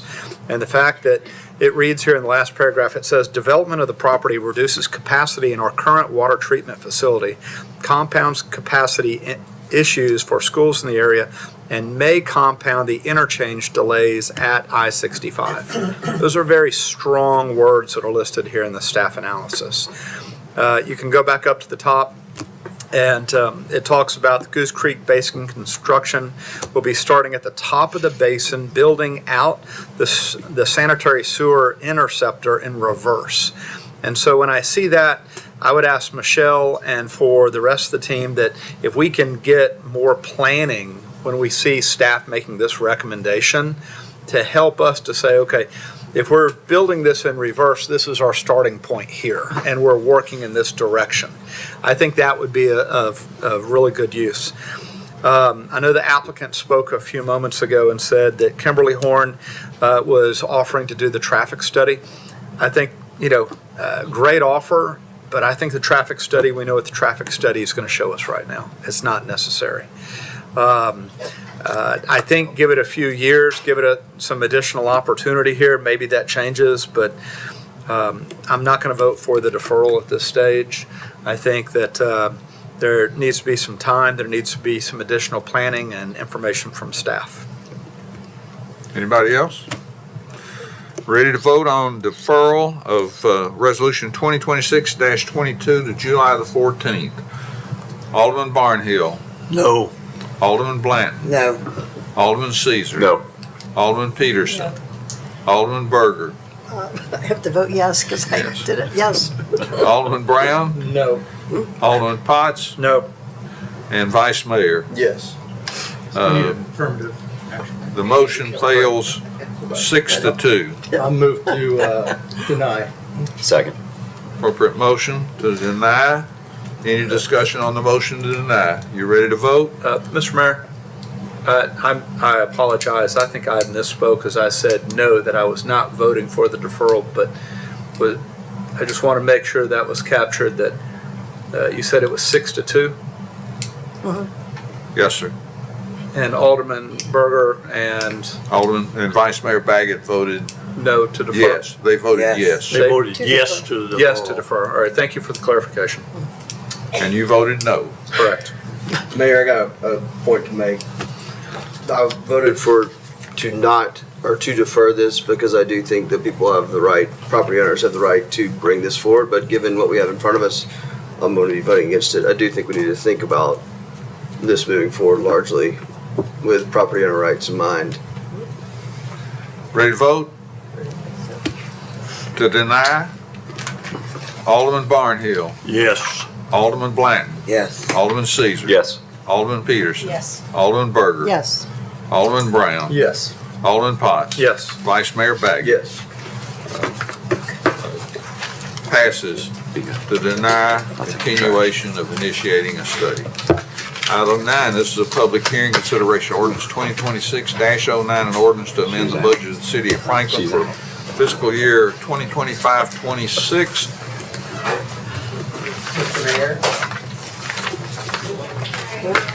So we're into the budget section of the meeting. The next several items, actually items 9 through 17, will all deal with, in some way or form, aspects of either the existing budget or the budget that's been proposed for fiscal 27. So Michael's going to start us off. Item 9 is the final amendment package for fiscal 26. He'll take you through that, and then I will do the overall presentation of the proposed fiscal 27 budget. And here, I thought the crowd was here to hear about the budget. Sorry. And I think the plan would be to have the complete presentations as far as the budget amendment and the budget and all the other things that go along with the budget, and then we'll go through each public hearing on each particular item. Okay. Good evening again, Mr. Mayor, members of the board. Welcome to Budget Night here at the Board of Mayor and Aldermen in the City of Franklin. Before we can present a new spending plan, new funding plan, we need to amend the one we have. At your places, you have handouts. We've made for you a one-page cheat sheet, because that seems to be the bingo word of the night. Items 9 through 17, as Eric said, in orders, just to kind of keep track in addition to your agenda. You also have Eric's presentation, which he will get to on item 10, and then the budget summary, because if you don't want to read 504 pages, we try to give it to you in 2. So, like I said, Ordinance 2026-09 is the final budget amendment of the year to amend the fiscal 26 operating budget. It consists of three parts: operations and equipment increases, land acquisitions, and some minor accounting corrections. There are 6 funds which are affected. We'll do this briefly. Starting with the general fund, an increase of $2,262,000. There's a series of increases and decreases. Largest decreases include lower hotel liquor tax, building permit and property tax estimates compared to what we had originally budgeted, but higher franchise fees, interest income, called performance bonds, use of fund balance, and obviously the one that stands out is a higher than originally budgeted local option sales tax. As you know, we try to be appropriately conservative when forecasting our single largest revenue source. We generally did about 2.5% to 3% increase when we built this budget in 26. Little foreshadowing, 2.8 in 27. Through 8 months of the fiscal year that we had collections for when this amendment was put forward last month at Budget and Finance, we've averaged 5.5% year over year in sales tax collections. So we try to amend it to be as truthful as we can, but not try to count our chickens before our eggs hatch and the sales tax is actually collected.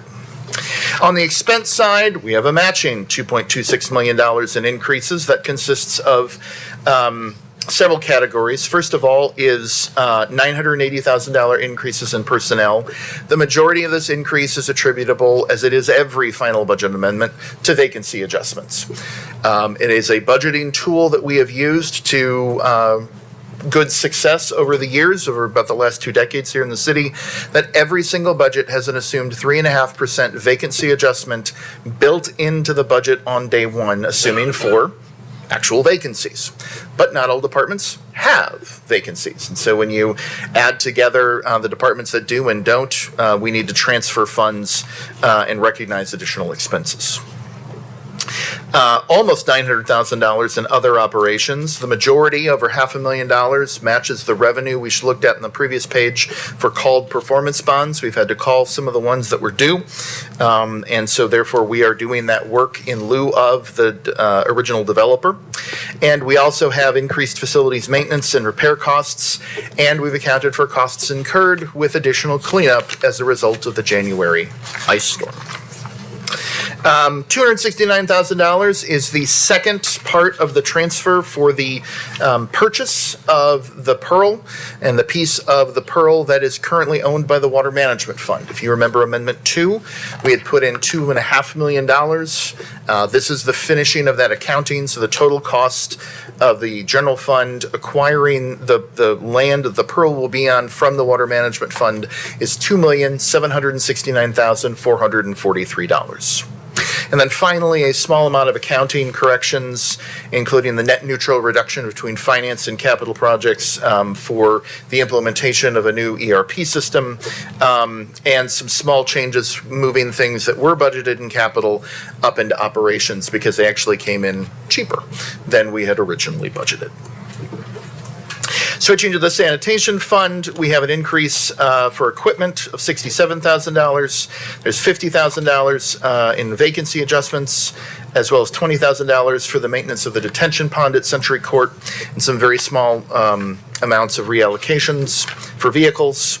And there at Impact Fund, we have an increase of $5.5 million budgeted for offset agreements. This guarantees that we have enough money to pay out any offset agreements which have been received. We have formally requested that no further offset agreements be received and notified people that they won't be paid in the month of June. That is follows state practice because we have to close our books and we have to have a general idea of how much expense we're going to incur. Transit Fund has higher revenues of $450,000 and higher expenses of $400,000 based upon higher than anticipated state grants, as well as expenses that were higher than we'd originally budgeted, but that matches itself out. Capital Projects Fund is an even transfer of $1 million in transfers in and expenses as for the aforementioned replacement of Microsoft Great Plains.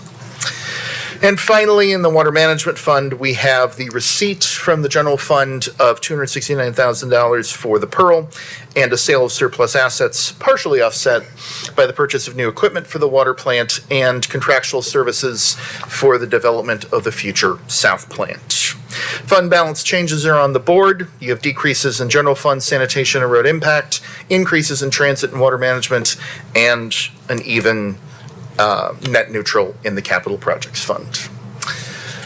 Thus completeth, hopefully, fiscal 26. Mr. Mayor, happy to stand for any questions. And this is a public hearing. Yes, sir. On ordinance 2026-09, and it's now opportunity for public to speak to this item. If not, I'm going to close the public hearing and then entertain a motion to approve the amendment to the budget of the city of Franklin. So moved. Thank you. Second, Alderman Barnhill. Any discussion? Ready to vote? Alderman Barnhill. Yes. Alderman Blanton. No, I'm sorry, she's left. Alderman Caesar. Yes. Alderman Peterson. Yes. Alderman Berger. Yes. Alderman Brown. Yes. Alderman Potts. Yes. Vice Mayor Baggett. Yes. Passes unanimously. Now we'll get Mr. Stuckey to talk about a lot of items, and then we'll have each individual public hearing on each particular aspect of that. So this next presentation will really cover the remainder of your budget items in some form or another, so I'll roll through this.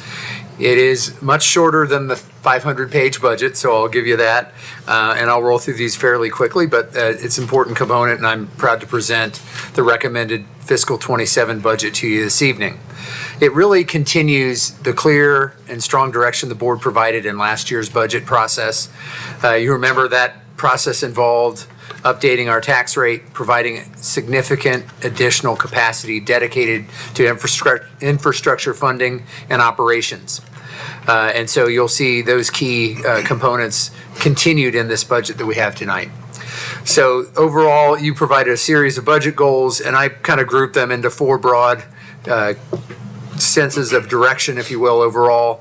We want to stay focused on providing high-quality services. We want to preserve capacity to meet future needs and both opportunities and challenges that may come our way. We want to be focused on investing in the future and being a highly competitive community. The top line numbers, the whole all funds budget collectively is at $273.4 million. That's a total increase from where we are today in the budget at 2.7%, and that increase is largely contributed to capital investment dollars, where we're putting cash resources into delivering infrastructure projects that you've put in the 10-year capital plan. The general fund, our primary operating fund, is at $134.3 million, an under 2%, 1.8% increase over where we are today. The property tax itself remains unchanged at 29.6 cents per $100 of assessed valuation, one of the very lowest in the state and the lowest for a city our size.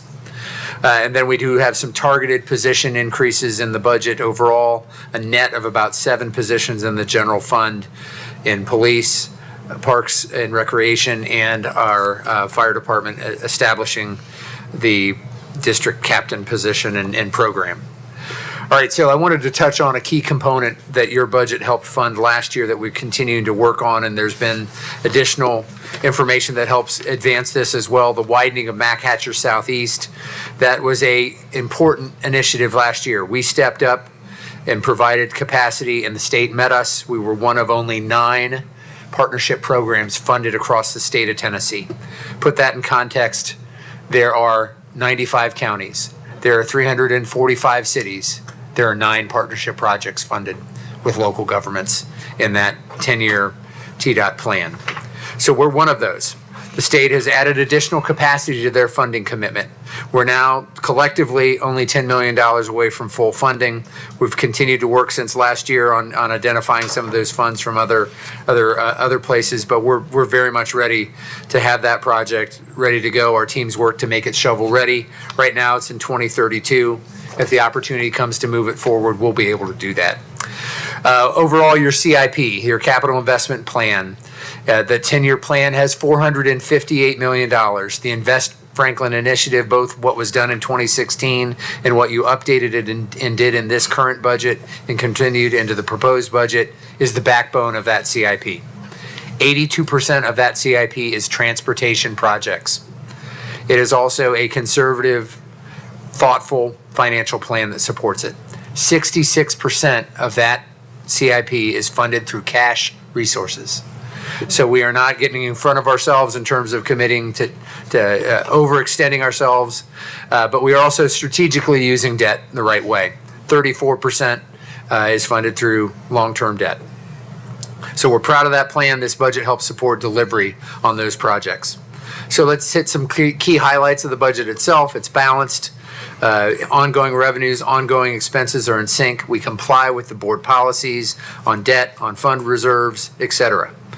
Service levels are maintained, if not enhanced, across the budget itself.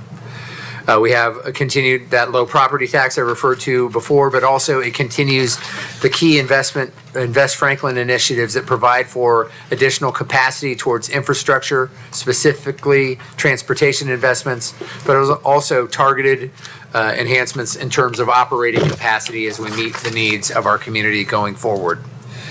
When you look at what we do for our people, a key component in this budget, we provide a base market adjustment of 2.5%, along with an additional up to another 2.5% based on merit, based on performance by our team members. This continues our positioning. You may remember last year we did a full compensation plan update. This continues us at a highly competitive position, targeted at 90th percentile or better within the market. We did make an adjustment in health insurance premiums, 2.5%, first adjustment of that kind in 4 years. We have an out-of-pocket adjustment the first time since 2014 that we've made within that keeps our health insurance highly competitive, a great benefit to our team, but it will also have to make some adjustments and a mix of adjustments that help us keep where we need to be financially. So let me touch on some key things that also your investment in operations make possible. We're adding 8 new positions. We reduced 1 in administration, so there's a net of 7 new positions across the general fund. There are 3 new police officers on patrol. There's a sergeant in police for additional training needs, so that's 4 positions in the police department. We're restoring the position of contract specialist within finance. We're also restoring 2 grounds worker positions in parks and recreation. We're adding an organizational development specialist position in human resources. And then we are fully implementing the fire district captain program that really enhances our operational capabilities and effectiveness. And then, like I said, we've reduced a full-time position in administration. There are a few targeted fee adjustments within the budget itself. Sanitation and environmental services, $1 adjustment per month in the fiscal 27 budget. Commercial tip fees are also increased by $5 a ton for folks using our transfer station directly. And then we've also fully updated the 5-year cost of service and operational plan and have a rate plan that supports that and keeps it self-sufficient throughout the 5-year planning horizon.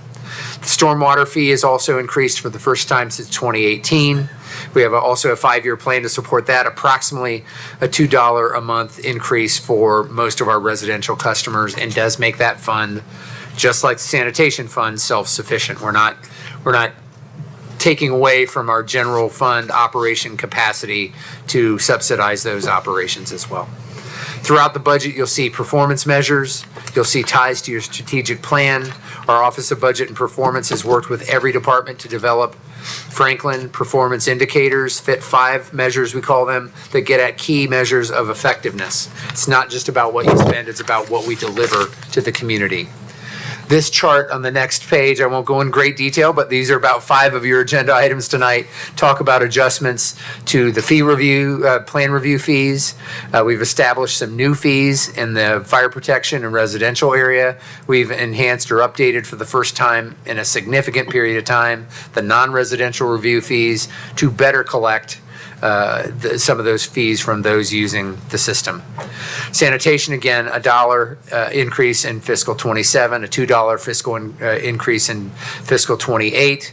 You also see transfer station fees going up $5 per ton. And we'll continue to keep a close eye on that to make sure we're taking what the market will allow us there to maximize revenue production from those commercial haulers that use the transfer station. And as I said, around a $2 increase in the stormwater fee, first increase since 2018. And that also has a companion 5-year plan with it.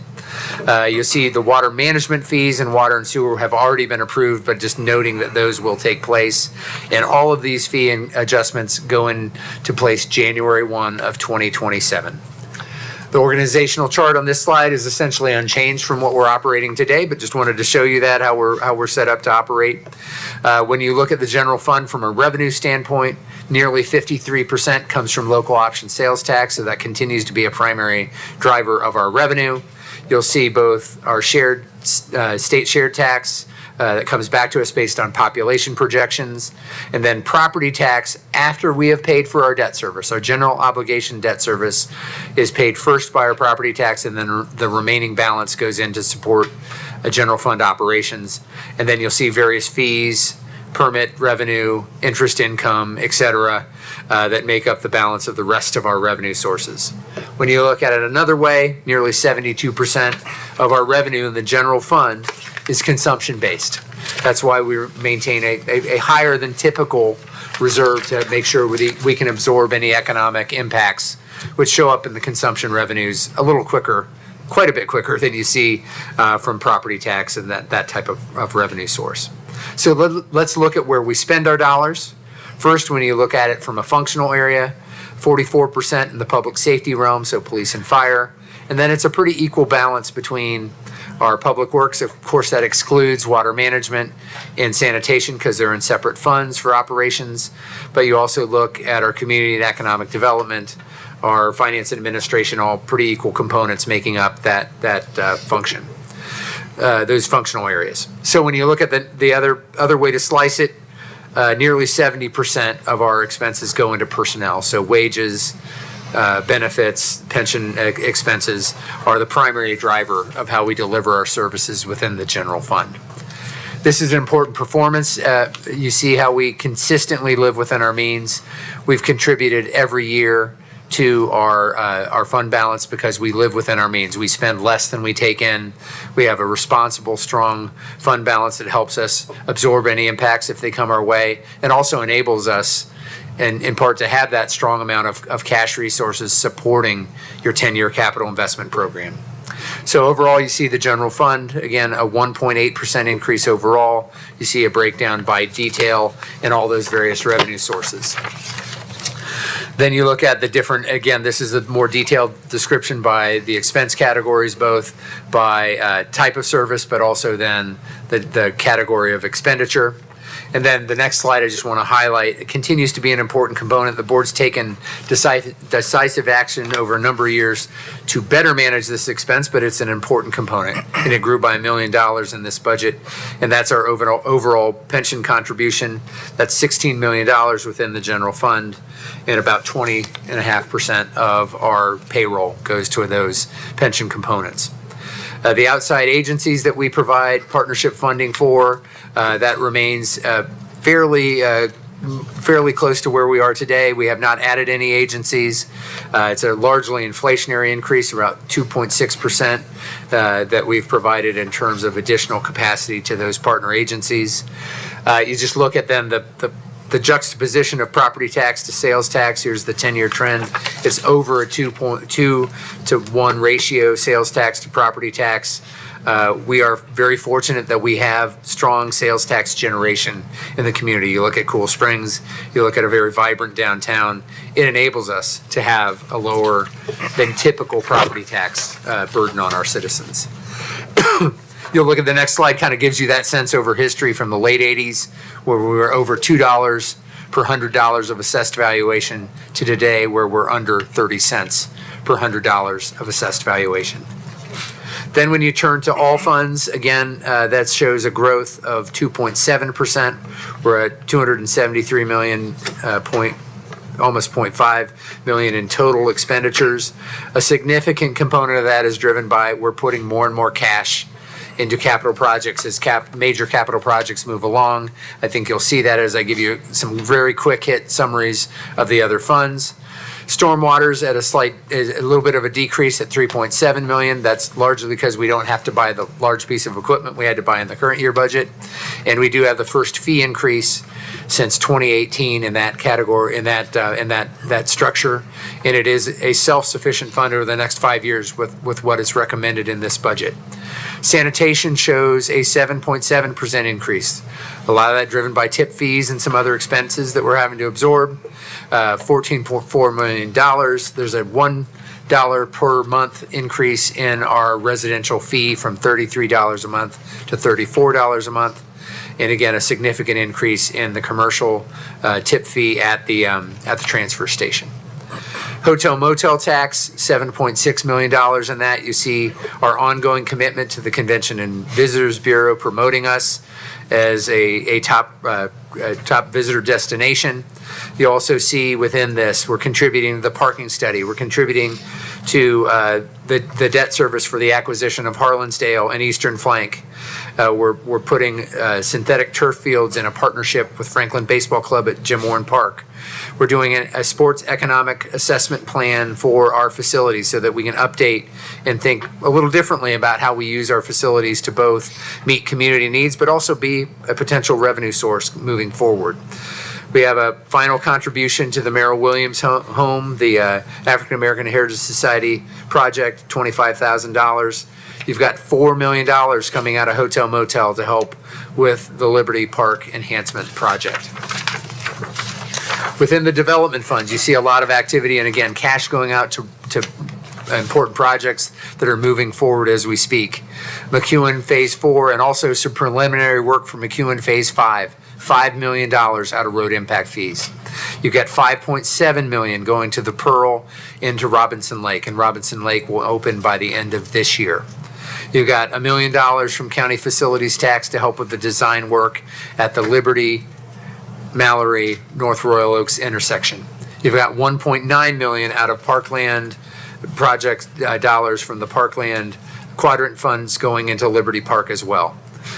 Within wastewater and water, the overall water management utility, you've got $50.6 million, 19.4 in water, 30.5 in the wastewater or water reclamation component, and about 650,000 in your reclaim system. There you've continued to have a significant commitment in terms of the enhancements we made to the Claude Yates facility in terms of both capacity and treatment improvements.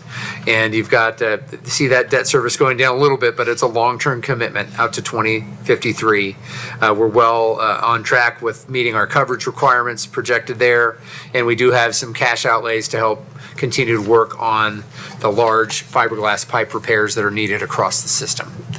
So in summary, you have a budget that supports the decisive direction provided by the board in the last year plus. We continue to focus on being in a strong competitive position, delivering high quality services. We're focused on balanced growth, investing in infrastructure and high quality development overall. You see the delivery on the capital investment program of $458 million, focused primarily in transportation, but other key facilities as well. And you see us in a strong financial position with strong reserve balances, and you see that was very evident in what we saw earlier this year in a reaffirmation of our AAA bond rating from both Standard & Poor's and Moody's. I'll stop there. There's a lot of content. It's an important effort. I want to thank the board for their guidance and direction, especially those of you that serve on the Budget and Finance Committee. It's been many months going through a lot of detail. This is a strong spending plan, a strong work plan that will continue to support the community well. I want to thank the Assistant City Administrators for their work and input in this process, the Office of Budget and Performance, Human Resources, our department leadership across the organization.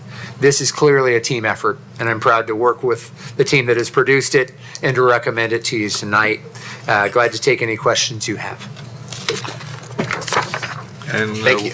We're going to start with item 10, which is a public hearing consideration ordinance 2026-10, an ordinance to the city of Franklin, Tennessee, adopting a budget for FY 2026-27, providing effective date. Does anyone want to address this body? If Not, I'll entertain a motion from the board. Sir, I move to approve. Seconded by the vice mayor. Any discussion? Can I ask a question? Absolutely. Okay, great. My question really is on the CIP budget, and what inflationary protection do we build into that? You know, 100 million in 5 years on Mac Hatcher is not going to be 100 million, and for 150 million plot that we are being so aggressive, but 10 years from now it won't be. What do we bake into that? We've got inflationary factors on every project. So within the 10-year window, we look at when it's going to land, when we're going to bid it, when we're going to build it. So we make the best assumptions we can about when those projects are ready for bidding and delivery. And we've factored in a cost that we could project today, but with significant inflationary factors out to the delivery dates themselves. You know, we do also look very much so at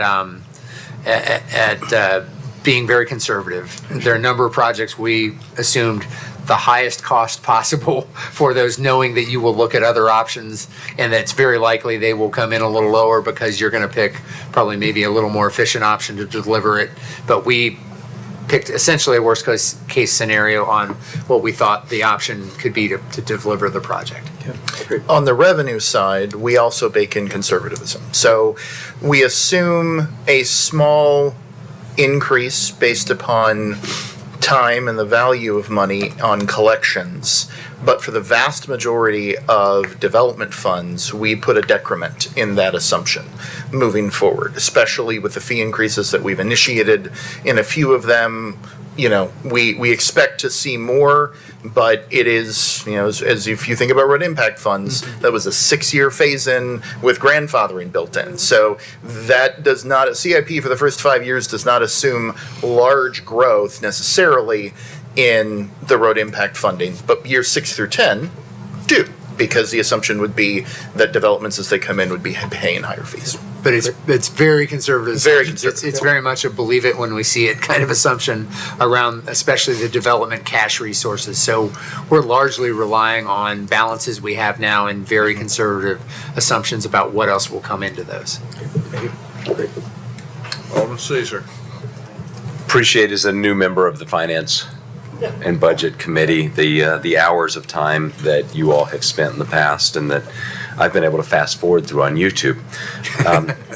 But this time was different. I got to sit through most of it. And so thank you for the time that not only Eric you put in and Michael, but all of our directors. It was a very interesting experience to watch them come and present their requests and then for us to provide some feedback. I do have 2 questions, and while our city is growing, certainly, so are the costs to maintain the level of service that we have grown accustomed to. One of the hardest exercises I ever did professionally was not asking for headcount. That was something that we did kind of every year. You always ask for headcount and then expected to get that pared back.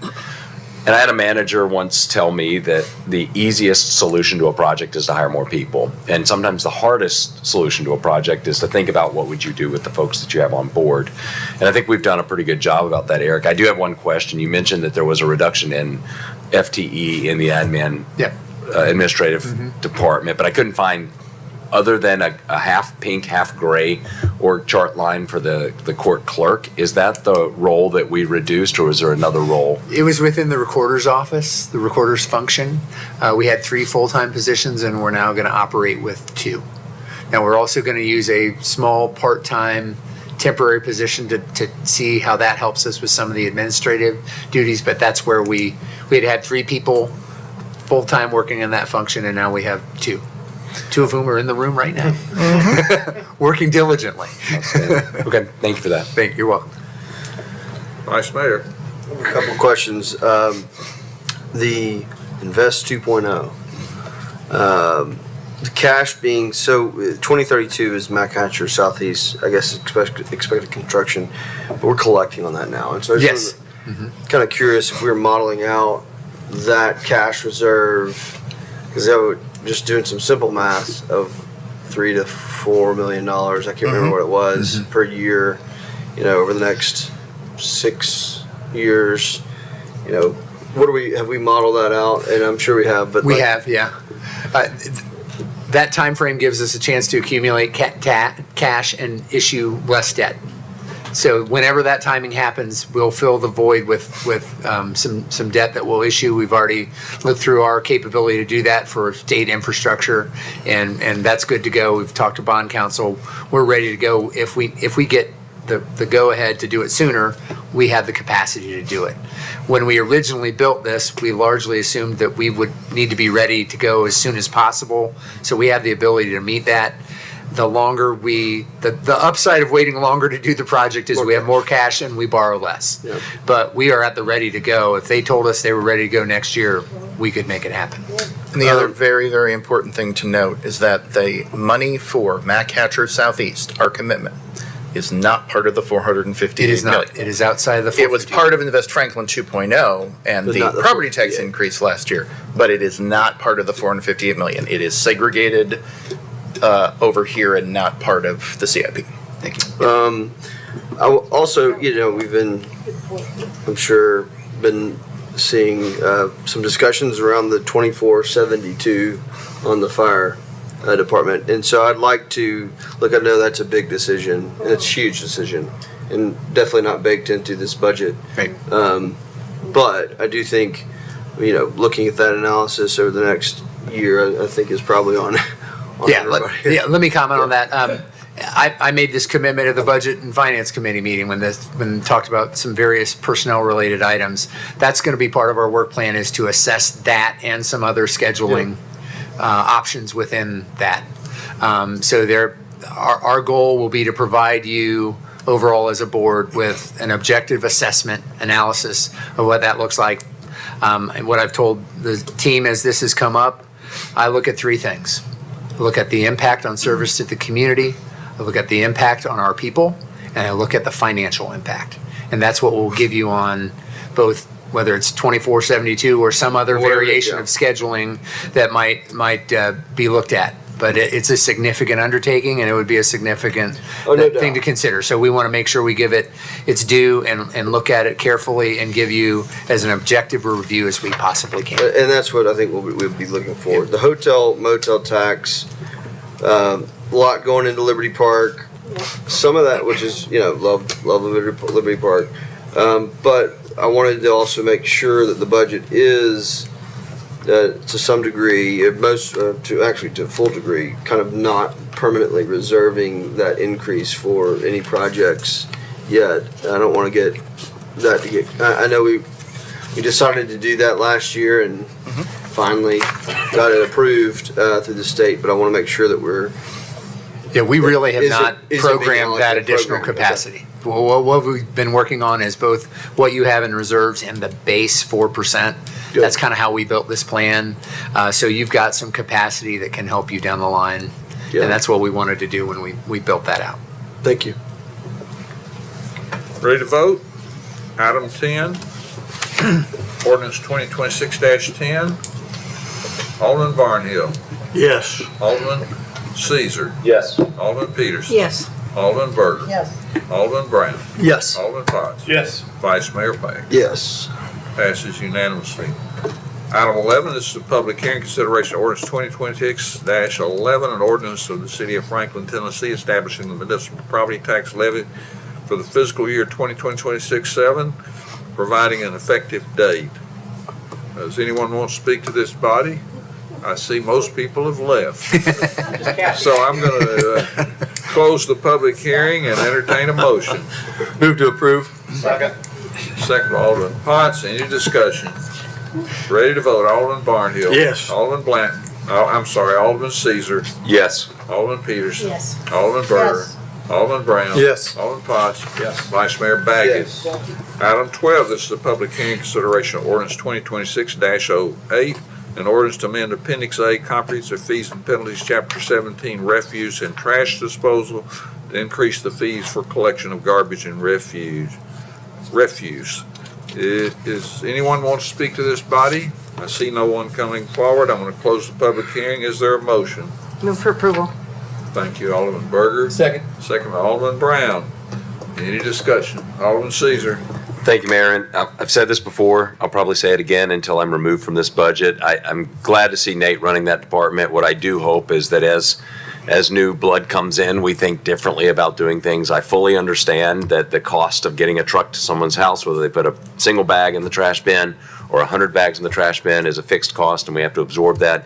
What I'm suggesting is maybe we don't reduce the lower end cost for the townhomes, but I get too good of a value on the service that our solid waste department provides us. As a matter of fact, I want to share this one story. I sometimes work from home, and I sometimes get distracted as I look out of the office while I'm on a conference call out of the office window, and I saw the street sweeper coming around, and one of my kids had parked a car in the street, which is legal, but maybe not the most considerate, and we'll have a conversation about that later. But as the street sweeper went by, there was kind of a clump of grass that had accumulated in front of the sewer, and I watched the street sweeper go past it, and I thought, oh no, I'm going to have to go out there and pick that up myself.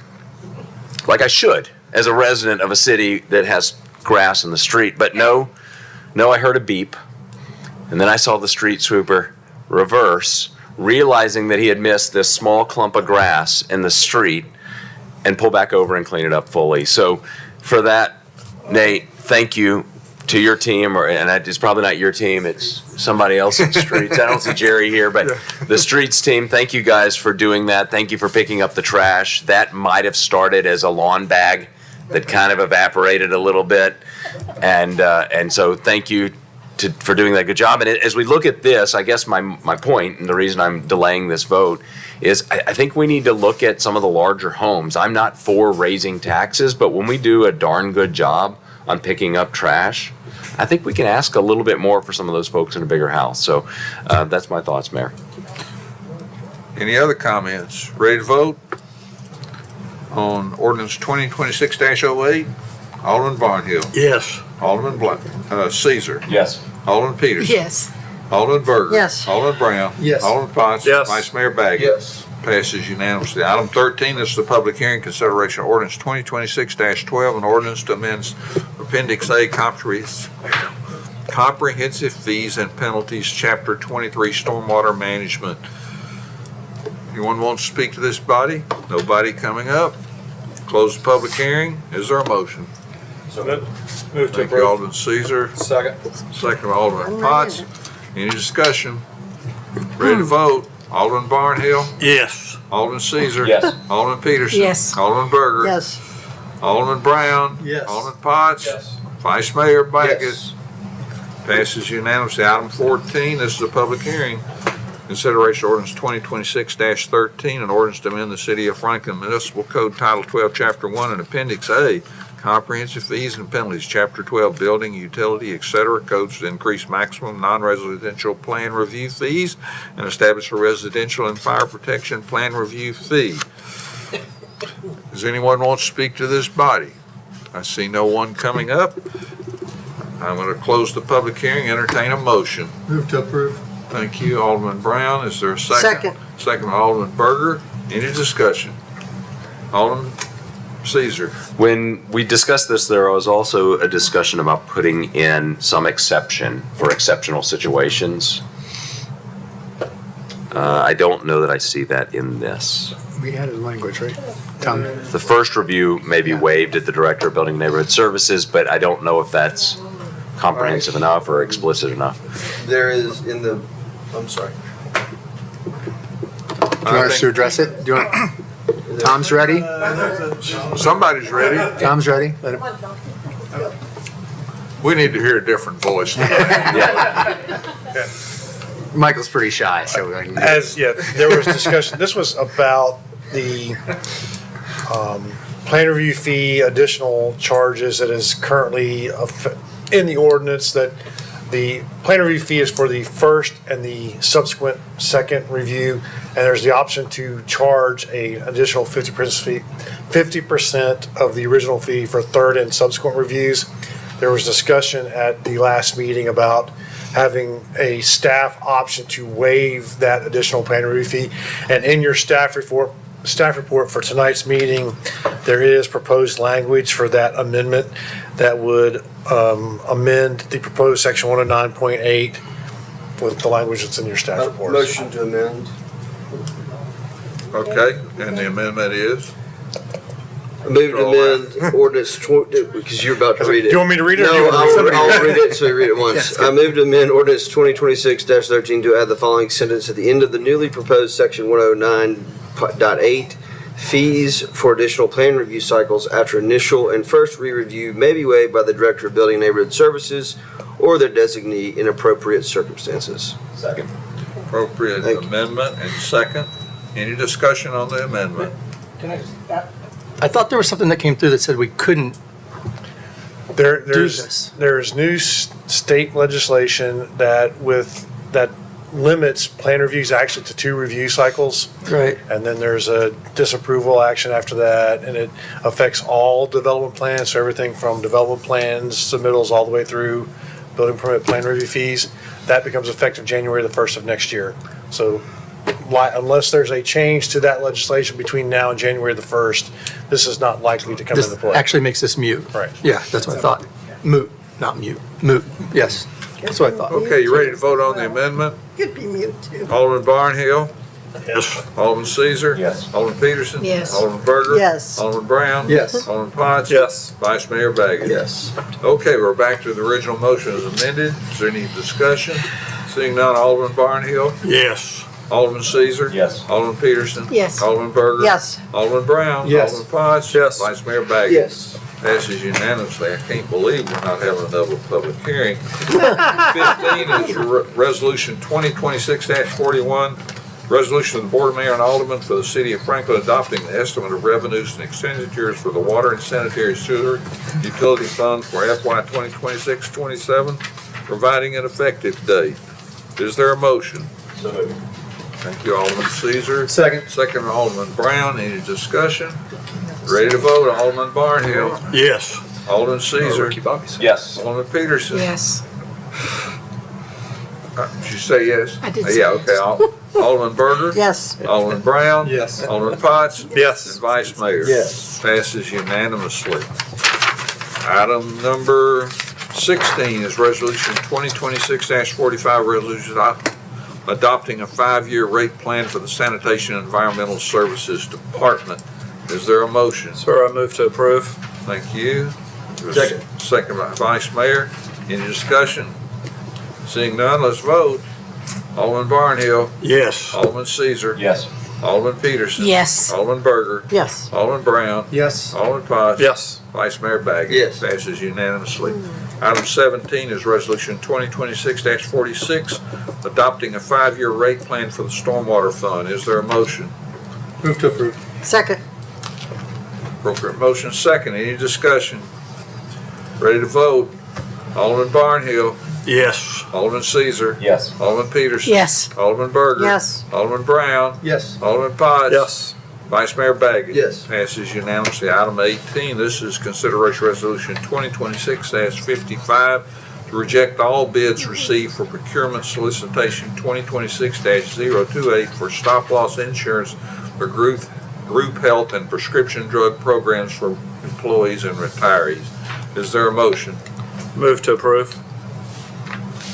I would ask that you move to reject. Excuse me, sir, I move to reject as currently stated on 2026-55. Thank you for making sure we clarify that. Any, Still is there a second? Second, Alderman Brown. Any discussion? Ready to vote?